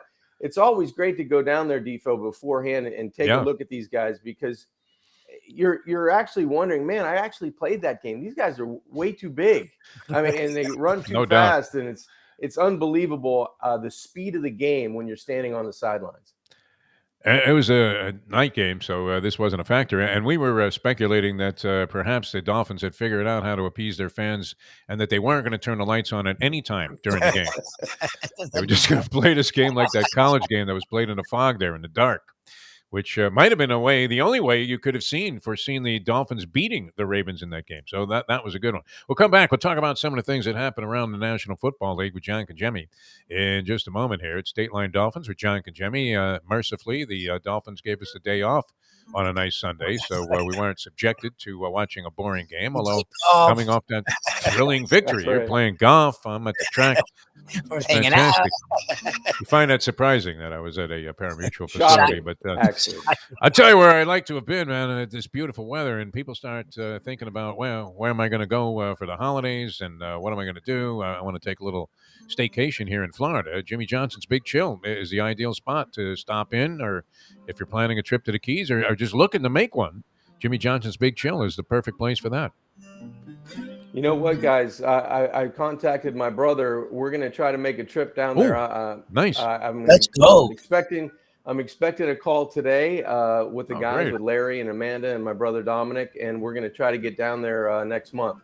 Beautiful. So hopefully that'll happen, and we'll be able to capture the beauty that we get to see, when we take a trip down there to the Bayside. It's just, I got to believe it's pretty cool on a Sunday when you've got all those games going in the newly renovated sports bar, and you've got your Florida teams, you've got your national games on. Usually in the Dolphin section, people are either happy or sad this year, a little bit more on the sad side. Yeah. But, then you walk outside of the tiki bar and have a drink and cool off and forget about the game, which is so nice because, grab a pizza, grab anything you want, my brother can make, which is kind of cool. And just relax. And that's all about the Big Chill. First class service, first class food, and the breathtaking views. That's why you go. You think Jimmy would have sent 3 after the quarterback on 4th and 14? Possibly. From your own 25-yard line? I mean, there's no way you would have had guys count Mississippi's. As a quarterback, I mean, don't you find that a bit of a joke? I mean, what would you rather have, immense pressure in that spot?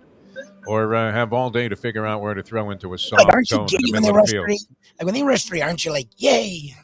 Yeah, you got 7 big guys blocking up front. Like, are you kidding me? It's funny though, guys. You normally say that and you take it for granted, but when you watch at the end of a half or end of a game and people rush 3 for the Hail Mary, don't you always see the quarterback have to scramble and buy time to get out? Right. You think it's easy, but I think the lineman kind of led up to the other guy will get him. I'm okay, and you end up getting pressure. That was crazy. I mean, literally, I counted 7 Mississippis before this quarterback who normally, I mean, they would have sent the entire house. They would have sent Father Leo after the guy. Is he still around? I don't know. Father Leo, alive or dead? I think he's alive. You think alive? Okay. I I'll think go with that. I'll stick with that. John Kachemi with us. So we'll talk about what happened in the NFL. The Chiefs refound that spark last night against the Raiders, costing our friend Sheldon G 50 large. Can you imagine? A friend of ours posted a picture on Facebook of a ticket he purchased. He does this frequently, and he's making like $20,000 bets on games. Now he's even betting hockey. I don't know what happened. I mean, where do you get this kind of money? That would be the first question. But 50 dimes he out on the Raiders last night. That had to be a hard one to watch from 17-14 on. Yeah, not good late. So. Oh, my God. Bags of money just going to the house. Incredible. All right, coming back with more with John in a moment. We'll talk about the NFL and, of course, the college football scene here on Eye on Channel. Not even Jack Namer would have had 50 dimes to send in. And if he did, he would have listened to Mark Lawrence and put it in on the Washington football team yesterday over the Tampa Bay Bucks. We'll talk about that and more with John in a moment. Now that. The time. Day 22. Since day one of old school, we've had Catholic Health Services be part of our family. They are recognized as the quintessential rehab facility in the Southeast for strokes, but it goes well beyond strokes because Catholic Health Services is in the community of South Florida to help the community stay healthy. And if they're not healthy, get them healthy and get them back on their feet quicker than they could have ever expected. They do it every single day. It's step and repeat 24/7. Catholic Health Services. Destination Sport Miami is here to revolutionize the sports landscape in South Florida. The largest indoor multifaceted sports complex in North America is on the way. With distinguished leaders of its various sports programs and unparalleled access to the finest indoor training fields and facilities, Destination Sport Miami will set South Florida apart as the destination of choice for elite athletic training and development and for its dedication to youth programs and sports on all levels. A phenomenal concept and a powerful undertaking, Destination Sport Miami will also be an important commodity in the sports business community as well. Destination Sport Miami, its time has come. The championship meet is right around the corner at Gulfstream Park. The only place for live racing, Gulfstream's action has never been hotter. Whether it's on the track, in the casino, or part of the dining and entertainment offered at the Village of Gulfstream Park. Currently running Thursday through Sunday, Gulfstream's racing package is the best in the country, with all the top horses and people in the game pointing towards another tremendous winter season. Check out the remodeled first floor casino, open 7 days and nights a week, along with the many special events and concerts happening at Gulfstream Park. You can place your wagers from anywhere at firstbet.com. Check the calendar of events at gulfstreampark.com. From the newly renovated sports bar to the beautiful bayside views captured at the Tiki Bar, Jimmy Johnson's Big Chill has it all. Located at mile marker 104, the Big Chill also offers waterfront dining, while while experiencing breathtaking sunset views of the Florida Keys. It's simply the hottest spot in the Keys to cool off. That's Jimmy Johnson's Big Chill at mile marker 104 in Key Largo. For more information, call today at 305-453-9066. Buy or lease a Taos and take it to the house at Deal Volkswagen.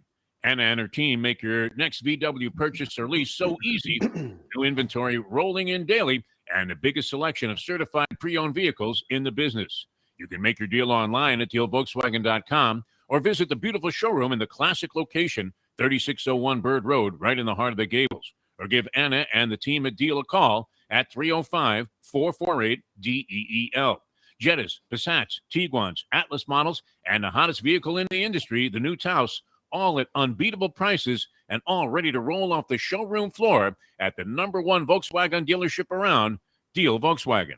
We welcome to the show John Congemi, who joins us for Dateline Dolphins. John, how are you, my friend? Defo, I'm doing well, and that's not the only thing that's going to reach a new height. I'll be at about 220, 225 after this football season if we visit too much. Because the food's outstanding down at Jimmy Johnson's Big Chill. Grab a bagel and a schmear, plus some Defo and Lubie. Welcome back to the Defo Show.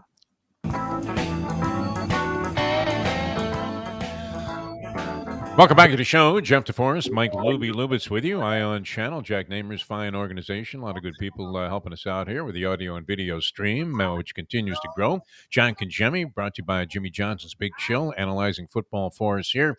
Of course, you're familiar with John's work, his many years as an analyst on ESPN and various other broadcast enterprises, including here locally in South Florida, all over, like CBS it is?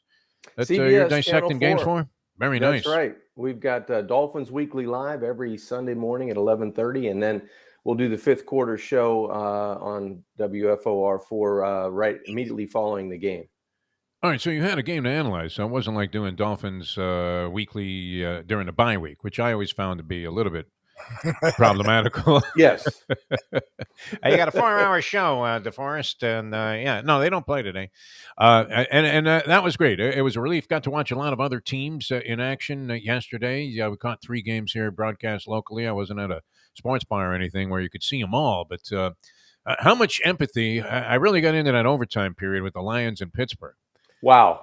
And I found myself really rooting for Dan Campbell and the Detroit Lions. They had a 12-game losing streak going in, so technically they snapped that, but ended up with a draw, which in this case I don't think was at all as unsatisfying and as untempting as kissing your sister. I mean, that had to be a great relief to these guys. What do you think? I was, as much as I pull for anything Pittsburgh going to Pitt. Oh, that's right. Yeah. I was pulling for Dan Campbell because I didn't want to see him go through the misery on the sidelines of what he probably had endured for the last 2.5 months, right? Yes. So a 16-16 game, could you imagine who felt worse? Dan Campbell and the Lions going to the tunnel knowing they haven't won again, but at least they tied, or the Pittsburgh Steelers fans exiting the stadium thinking that they tied the Detroit Lions, right? And it looked like they were going to pull it out at the end. Of course, a missed extra point, I think, did in the Lions in that game, although you can never really say for sure if that was ultimately going to be the difference because it would have changed the whole dynamic of the game to begin with. But, that kicker had to feel pretty bad.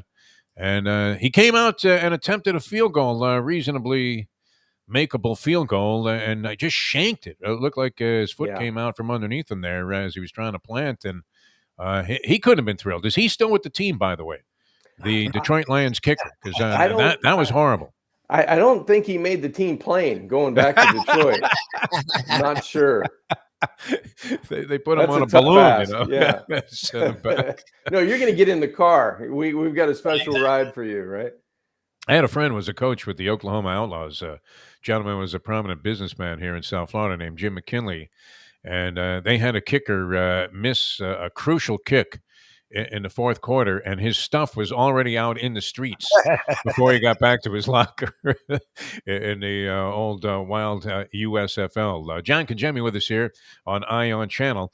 All right, so that was kind of interesting. Detroit's still without a victory this year on a season. Pittsburgh looked like they were really putting it together, although they had to go without Ben Roethlisberger, who was on COVID-19. Another quarterback with COVID-19 I remember we were talking with Brett Tesser, the agent to the Stars, and he was saying before the season that the biggest issue facing the NFL would be COVID-19. And I don't know, what level of impact do you see it having? I mean, it was a big deal with Aaron Rodgers for other reasons, but how much influence has it been? We're seeing a lot of players missing action due to COVID-19, including Nick Chubb yesterday in a Right. blowout against the Patriots. I thought it would be worse, 6 months ago, 4 months ago, before the season started.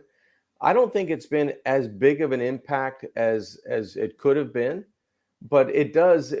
It kind of is crazy that it seems like it's always these impactful players that are coming down with COVID-19. It's not like the third team tackle that you might not even mention that's going on COVID-19, or he's on the list. Everybody goes, yeah, so what? Hopefully he's okay. He's feeling okay. He's going to get back next week, but it's not going to have any impact on the Steelers or the Cleveland Browns or whatever team it impacts. But it's when it's Aaron Rodgers and when it's Ben Roethlisberger, you go, wow. I mean, that's going to change the outcome of the game, or that's going to, have a direct impact on the way the offense is run. So I guess overall, I don't think it's as bad as it could have been in terms of guys missing games, but it's who's missing games. I think that's really caught the attention of the fans. That could be the end of COVID, though, if you wouldn't, find a way. Yes. If you were like Dr. Fauci, try and stop the spread, get Roethlisberger infected with it. Because nothing can stop Ben Roethlisberger. I mean, literally, this guy will be the last surviving creature on Earth with a cockroach. I mean, if there was a nuclear blast, there'd only be a couple of things left. And one of them would be Big Ben, who you can't get out of the lineup. So, I guess he's probably feeling no pain whatsoever and going to come back fairly quickly. All right, Kansas City. We've talked about the Chiefs. They annihilate Las Vegas last night, and it was kind of glass slipper weekend on a couple of fronts in the NFL. One was Mike White, who was being anointed as the guy now. They had already put Zach Wilson out to pasture, the New York media, and now they can't wait to get him back, which is something I love. He has... And that's not atypical, John. How many times have we seen it where a guy comes out there and looks great, maybe one start, maybe two, and then goes Ryan Leaf and is never the same guy again. Now, this is a kid that seems like he's very likable and easy to root for, but he fell apart. And then the Chiefs, who were given up for dead and were losing every game against the point spread, and including putting $50,000 of Sheldon G's money up in smoke, our friend, they look great in this game last night and seem to have found a solution for a lot of the problems that were plaguing them this season. Well, they did. They made the plays that they hadn't made in a few weeks with any consistency. Anytime that you have a quarterback like Patrick Mahomes that's going to extend plays, it's going to run around and be able to, kind of schoolyard the other team to death, because he's going to break a tackle, escape a sack. It should be, 2nd and 25, but he comes out and makes not only a first down, but a touchdown or a 40-yard play. And those are the things that the Chiefs haven't been able to do with any consistency this year. Well, last night they were able to do it. Last night they were able to move the chains when they needed to. They were able to get good defense, and they were able to have Patrick Mahomes be Patrick Mahomes. All right, John, I have to ask you, because it's a team that Defo, and you're a Midwest guy, right? Aren't you? Ohio, yes. Okay, talking about Ohio, Defo was on the Cleveland Browns bandwagon like 2 years ago, and every national reporter made fun of him. And then last year they had resurgence, so it almost gave Defo some vindication. What the hell is happening with the Browns? Like, I understand the Patriots have come together and the Belichick way, whatever, but that was a disaster. Like, what was that? That was. Like, I don't know. You have your quarterback go down middle of the game. You have all the turmoil with Odell Beckham Jr. over the last, ever since he's probably been there over the last month and a half, it really intense. And you feel like, okay, we've exorcised the demons. We've got all the bad mojo out of the building. We're going to go ahead and play really well against a Patriots team that's middle of the road. Yes. Well, Mac Jones is not middle of the road. People kept saying to me, if you draft this guy at Alabama, you're crazy. This guy's going to be terrible. And I'm like, all he does is drop back and get the ball out on time. Why wouldn't he be any good? And if you get to a system that fits you, which New England fits it perfectly, why wouldn't this kid be able to catch fire early? Well, it caught fire yesterday on the Cleveland Browns. The Cleveland Browns did not look like a team that was a game out of first place, in their division. It seems like with all the things that have happened, with the Ravens losing, with the Steelers coming up with a tie, that was the strike zone, Defo, for your Cleveland Browns to step through and go, okay, we're the team to beat now. Cincinnati took a step back, but I don't know. It's going to be survival. Who's going to end up, winning that crown in that division? What do they do? All you need to know, John, is that Lubie trashed the pick of Mac Jones, saying it was the worst reach in the history of Mel Kiper's hair, and that this guy was going to be the biggest flop, and he's acquitted himself like nobody else in this rookie class so far, and looks like the second coming. Belichick, I think, is going to coach another 12 years because of this kid, because he thinks he has the next Tom Brady. The thing that you can't teach is timing and a knack for when the ball is supposed to come out and where to place it. You have all these quarterbacks now. You look at the Oklahoma 2 quarterbacks. They run around. Nothing's kind of designed. Everything's kind of a mismatch. When things are going crazy, they're at their best. When things are calm, they're not as efficient as you need to be. That's the entire flip of the script with Mac Jones. When things are calm and things are just smoothly running, he's at his best. When things break down, he doesn't make a mistake. He throws it away. He'll take a sack. He'll do things that he's not going to do anything he doesn't feel not comfortable doing. And that's why he fits that system really well. And that's why this offense has been able to kind of go 12 plays, 14 play yard, drives, 11 play drives. It's not 4 plays, touchdown, and then you get an interception. Now the game's tied at 7. They take it 99. The clock. Yeah. No, it's incredible. And I think Belichick easily now surpasses Don Shula, because he'll be coaching into his 90s. And he will end up being the all-time winningest coach, a record that was up there with like Cy Young's 511 wins. Yeah, you would have thought this is impossible. Nobody's ever going to come close to winning that many games as Don Shula did, but looks like Belichick might be around for a while. All right, we'll come back. We'll dissect the college football slate from this past weekend. Oklahoma going down. And, of course, we had UM and FSU, which we talked about earlier in the program, but we'll get John's view. John Congemi with us on Dateline Dolphins, and we'll return with more here on Ion Channel with John in a moment. Now that. The time. It's 8:37.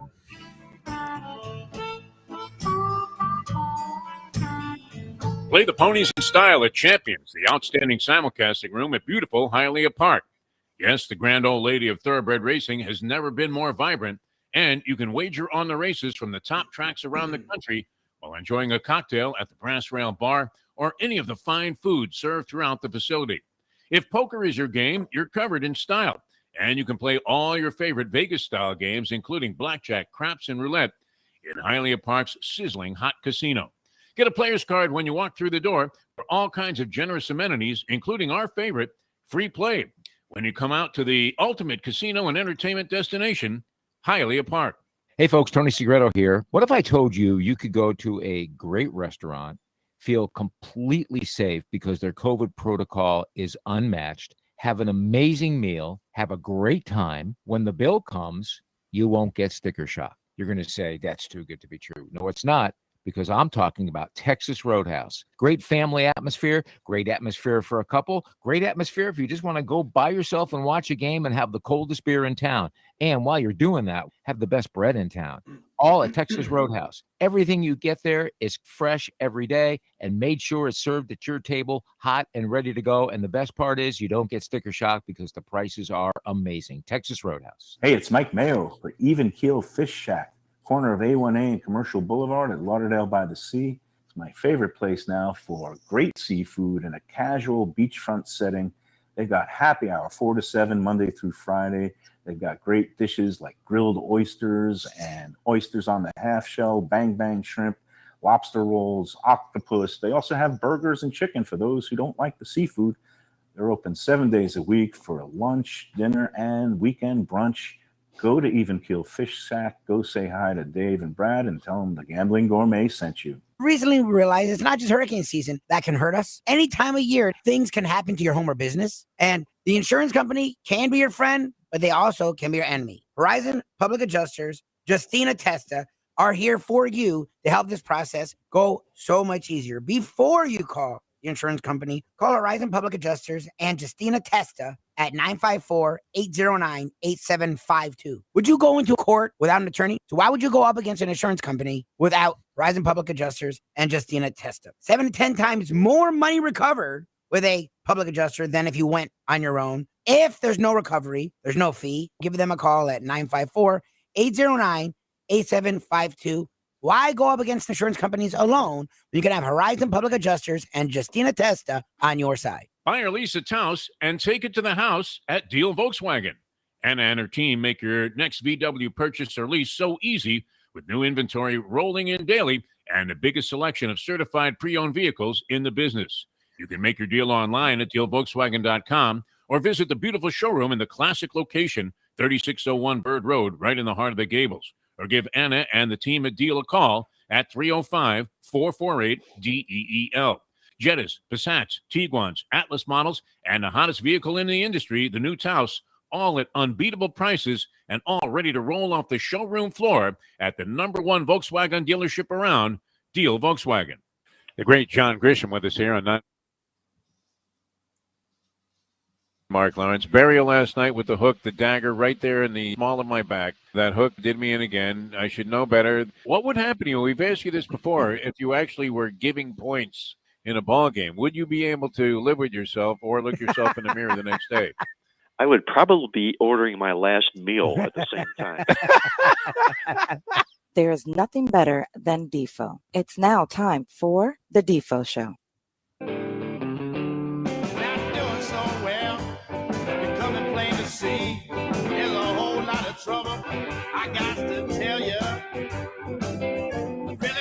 All right, welcome back to the show. Jeff Deforrest, Mike Lubitz, and the great John Kajemi with us here on On Channel, Jack Namer's fine organization, and happy to bring you Dateline Dolphins with John Kajemi. Wanted to transition into a little college football. There were a lot of things taking place, man. They were shaking it up on a college football gridiron. Oklahoma going down, that obviously of great significance. And what did you make, John Kajemi, of the controversy in that game where Baylor calls a timeout? Their coach, Dave Aranda, says, well, you know, I was thinking point differential might make a difference at the end of the season. And he calls a timeout with like 3 seconds to go, but they'd already allowed the fans to storm the field. So now Oklahoma, Lincoln Riley takes his team that was beaten off the field, and they dragged them out. I always hated that when they would drag like the teams out after the fact to kick an extra point, like a meaningless extra point after the game was decided and there was no time left on the clock. And sure enough, the Oklahoma Sooners had a legitimate beef, did they not? I think so. I think that, you know, it's one of those deals where the fans rush the field, teams in the locker room, the game's over, right? You're not gonna come back. I don't know about point differential in the Big 12 championship, how that works out. That's what, you know, Dave Aranda was talking about when he was talking to the sideline. It looked like it could have been a factor. I mean, I looked at some of the mathematical deductions that were being made there, and you know what? He had a legitimate right. Had a legitimate reason to do it. Right. So I could see both sides. For safety reasons, you probably don't want to try to clear the field, get the players out, and then they have to go back through that gauntlet because you're asking for trouble when you have that many people on the field. But I do see Baylor's side, the football side of it. I understand that if they had control of the crowd and no one rushed the field in the beginning, they probably would have done that anyway, got the field goal, and then everybody can go on their merry way. It looked like his intention, and it's Barzini all along. That's what he meant to do all along. But unfortunately, they have lousy security there, and the fans were already on the field, and it became a nightmare. And Lincoln Riley didn't have particularly flattering things to say about Baylor and the program. He even brought up some of the ugly indiscretions, if you can categorize that marginally, what happened there at Baylor in the past. I think Riley even quoted a few of those things in his post-game press conference. He was upset, as was Oklahoma. Now, what do you see at the top, John Kajemi? As people have been wondering if Cincinnati's going to maneuver its way in. They get by in another ball game. Failed to cover a point spread, unfortunately for me. But, because I think they're going to, go out and try and annihilate people. So maybe they're not good enough to do that. They have one top 10 win that's over Notre Dame. Not bad, but, and not as good as some of the other teams and not as well as their accomplishments would post up against them. So what do you make of the way things are configured right now? I guess we won't see any change in the top 4, right? Shouldn't. I don't think you'll see that. Georgia's going to stay clearly number 1. Alabama and Oregon are going to stay there. Ohio State, took care of Purdue, who Purdue took care of Michigan State. So you end up, I think Cincinnati's going to find a way to sneak in because Ohio State has to play Michigan State this week, and then they play Michigan at the end of the year. So that you're going to have some movement in the Big Ten, and it's going to dictate where Cincinnati goes. I just think that, Oklahoma's obviously done. Michigan State's kind of on the outside looking in.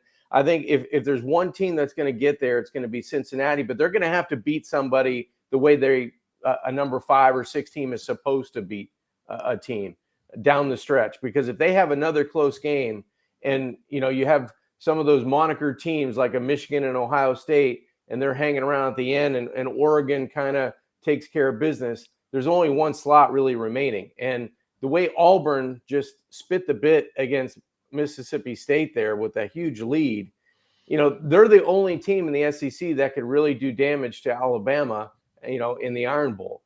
So there's still some good games to be played. There's still some movement to be had. But if I had to say one conference to look at, it's the Big Ten, because you have teams playing against teams that are going to definitely impact the top 6 and for sure the top 4.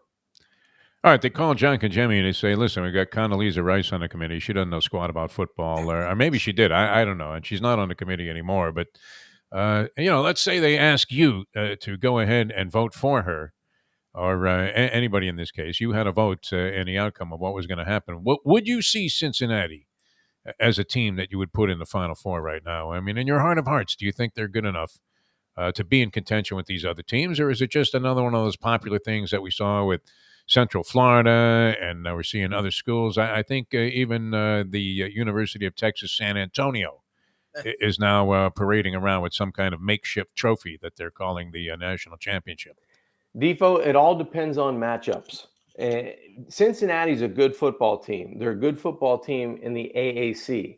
If they played in the ACC, if they played in the SEC, if they played in the Big 12 or the Big 10 or the Pac-12, they're probably going to be nicked up by now in terms of multiple losses. I'm not going to say they're going to lose 5 games, but they would have been tripped up. On their bad day, somebody's going to get them.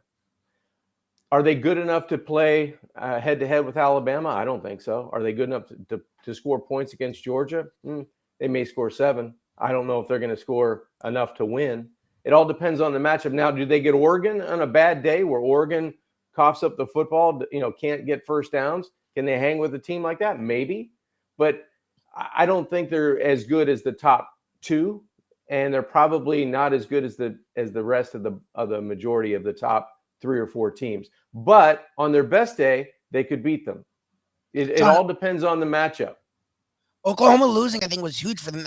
Here's the deal. Alabama still will have to play Georgia in an SEC title game. And I get that. That's probably the 2 best teams in the country going head-to-head, and it'll probably be a war. But here's the deal. If Alabama loses that game, they now have 2 losses.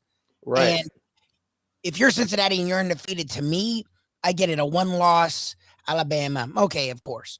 But a 2-loss Alabama, if you now have Oklahoma has a loss. The Big 12 is sort of fallen down now with that.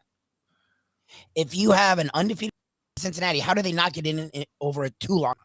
They should get in. I mean, they can only control the teams they play on their schedule, right, guys?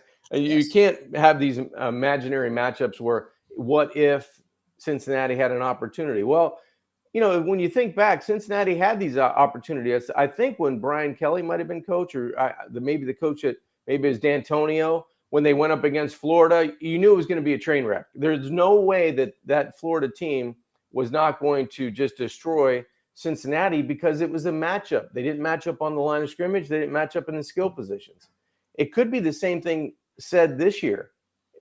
But I agree with you, Lubie. If they're undefeated and Alabama loses to Georgia in the SEC championship, Cincinnati has to be there.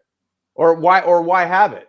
Yeah, Or yeah, why exactly. have them play around at 5 or 6 all year just to get slapped down at the end? Dan Mullen, he can't be feeling too comfortable. I don't know if he looked at the game film of the first half against Samford when the Gators yield 42 points to some schmink team. Now they go on to win the ball game handily, 72-50, something like that. 70, But 50, 52. Yeah. something. I mean, it was a wide margin at the end. But you're thinking, was that Stanford? No, that was Samford. I mean, No. what a disgrace. What do you make of Huber this said chaos? Stanford a couple times. He wasn't sure. Exactly. That would at least be, somewhat believable, especially if Elway was back there in his prime. But that was hardly the case. I saw a lot of helter-skelter type comments with the regard to the Florida Gators and the Gator Nation. They have reason, I guess, to be upset. Huh? I mean, how secure is Dan Mullen there after what I thought was a really good year by him and his staff last year?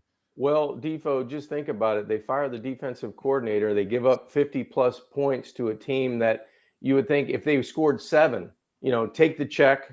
Thank you, Bull Gators, and then go back to Sanford, thank you, Elmo. Right? Yeah, exactly. Right? So, I mean, that was crazy. I was driving in my car. I saw, I think it was like 42-42. You catch Mick Hubert on the call? I did. Awesome. That's why he was. Oh my! It was great. We're getting torched. Yeah. Who is this guy? Who is this team? But it was shocking, and I think Dan Mullen obviously squarely in the crosshairs of something happening at the end of the year, because this is just not the way Florida is supposed to play with any consistency. You play Alabama toe to toe. You come one play away a month and a half ago, and now you almost get beat by a team, at home that shouldn't score more than 10 points in a game. So yeah, it was crazy. Definitely a lot of question marks, with Gator Nation. All right, we saved the best for last here. And you mentioned when you were quarterbacking at Pittsburgh, the arch rival was Penn State. And all the cliches apply to these kind of games in college football. You can throw the records right out the window. I tell you what, these kids really want to beat each other, and they want to beat each other badly, and it means a lot for recruiting and this and that. So that's UMFSU. Now, FSU, I didn't even realize that going into this game, that they had dropped 4 straight to the University of Miami. And Miami's coming in off a 3-game winning streak, one of which was a very impressive win over a talented Pittsburgh team, your alma mater, John Kajemi. So you can't shrug that off, even though they just got by against Georgia Tech the ensuing week. And you're thinking they're primed and ready to make it 5 straight over Florida State, a 3-6 team. They come out, they look horrible.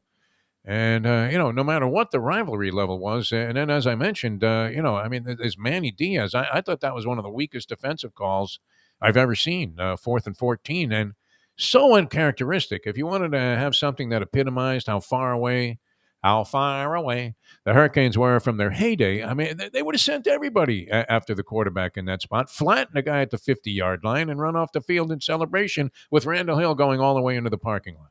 And instead, they go into some soft, defense with a zone in the middle there that nobody understood, and rush 3 guys. And it took them forever for this play to unfold, and they give up a play like that. And then, poor clock management in the end. They're wasting time, not calling timeouts. Just looked like they were very ill prepared for this game at a time where you were starting to maybe let this coaching staff off the hook. So, what did you take from the UM-FSU game? What I don't understand about the game is that Manny Diaz gambled on offense the entire game on 4th down. Yeah. He was rolling the dice. I mean, and they kept producing. The Canes kept coming up with plays that pressured Florida State. And even though the Canes started slowly and Florida State started very hot, give them credit. They played terrific in the beginning of that football game. The Canes found a way to come back with their young quarterback, and that was by pushing the issue on 4th down, going after every opportunity they had to roll the dice and roll it with success. To your point, Defo, when it's the game on the line, you're sending everybody you possibly can play man coverage, because you feel like that's the way you're going to get to a quarterback that might not feel comfortable standing in the pocket and delivering in a tight window. The complete opposite happens.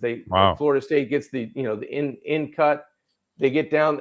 To their credit, they don't score the first couple of quarterback sneaks because that turned more time off the clock, right? Yeah. And at the end of the game, Miami's urgency or lack thereof cost them probably 10 to 12 seconds. And then one of the rules, I still remember sitting in a huge ballroom at ESPN at the airport in Hartford. You're sitting there, and they put in this rule: if there's less than 3 seconds on the clock, you cannot spike the football. I remembered that as a quarterback when the officials came in and presented that. I remembered that because I'm in control as a quarterback of that's part of my job, clock management. For the Canes staff not to be yelling at Van Dyke saying you can't spike it, Hail Mary, whatever it is, you've got to get a playoff. The announcers didn't say it. No, I don't think anybody really knew it until it happened. Now, maybe they did, to their credit, didn't get the message into the quarterback or the offense.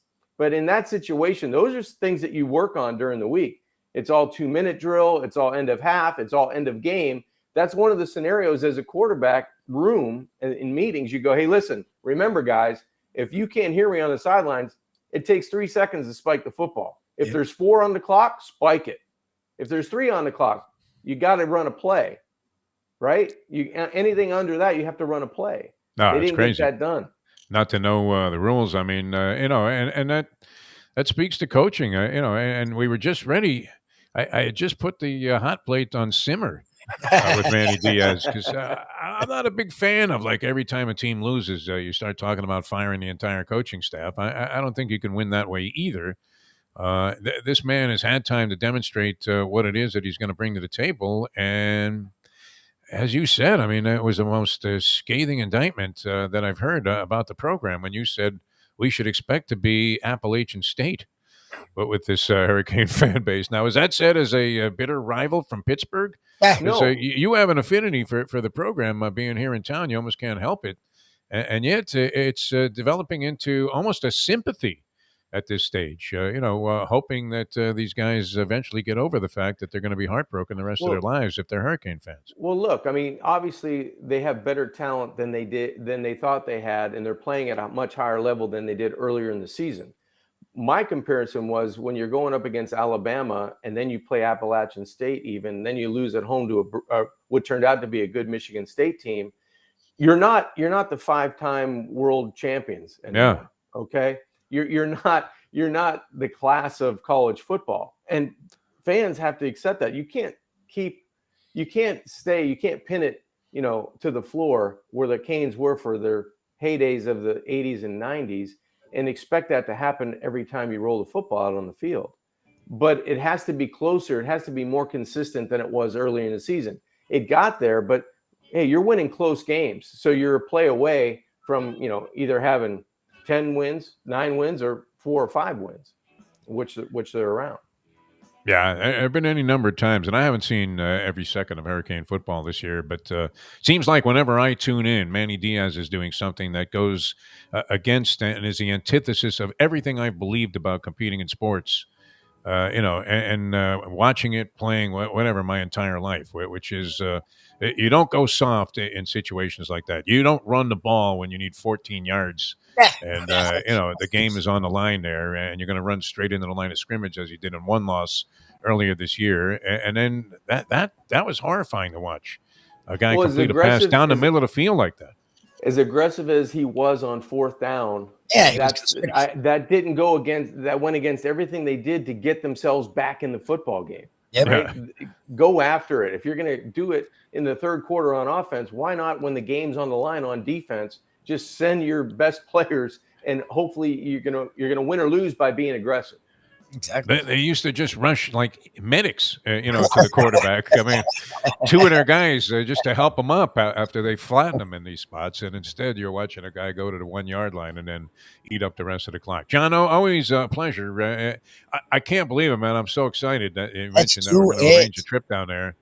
I know Jack's all excited about bringing one of the production vehicles there from Ion Channel, and if we can get Jimmy out there, that'll be my first question. When you have rushed 3 against Florida State on a 4th and 14 against an inexperienced quarterback with the game on the line. My God.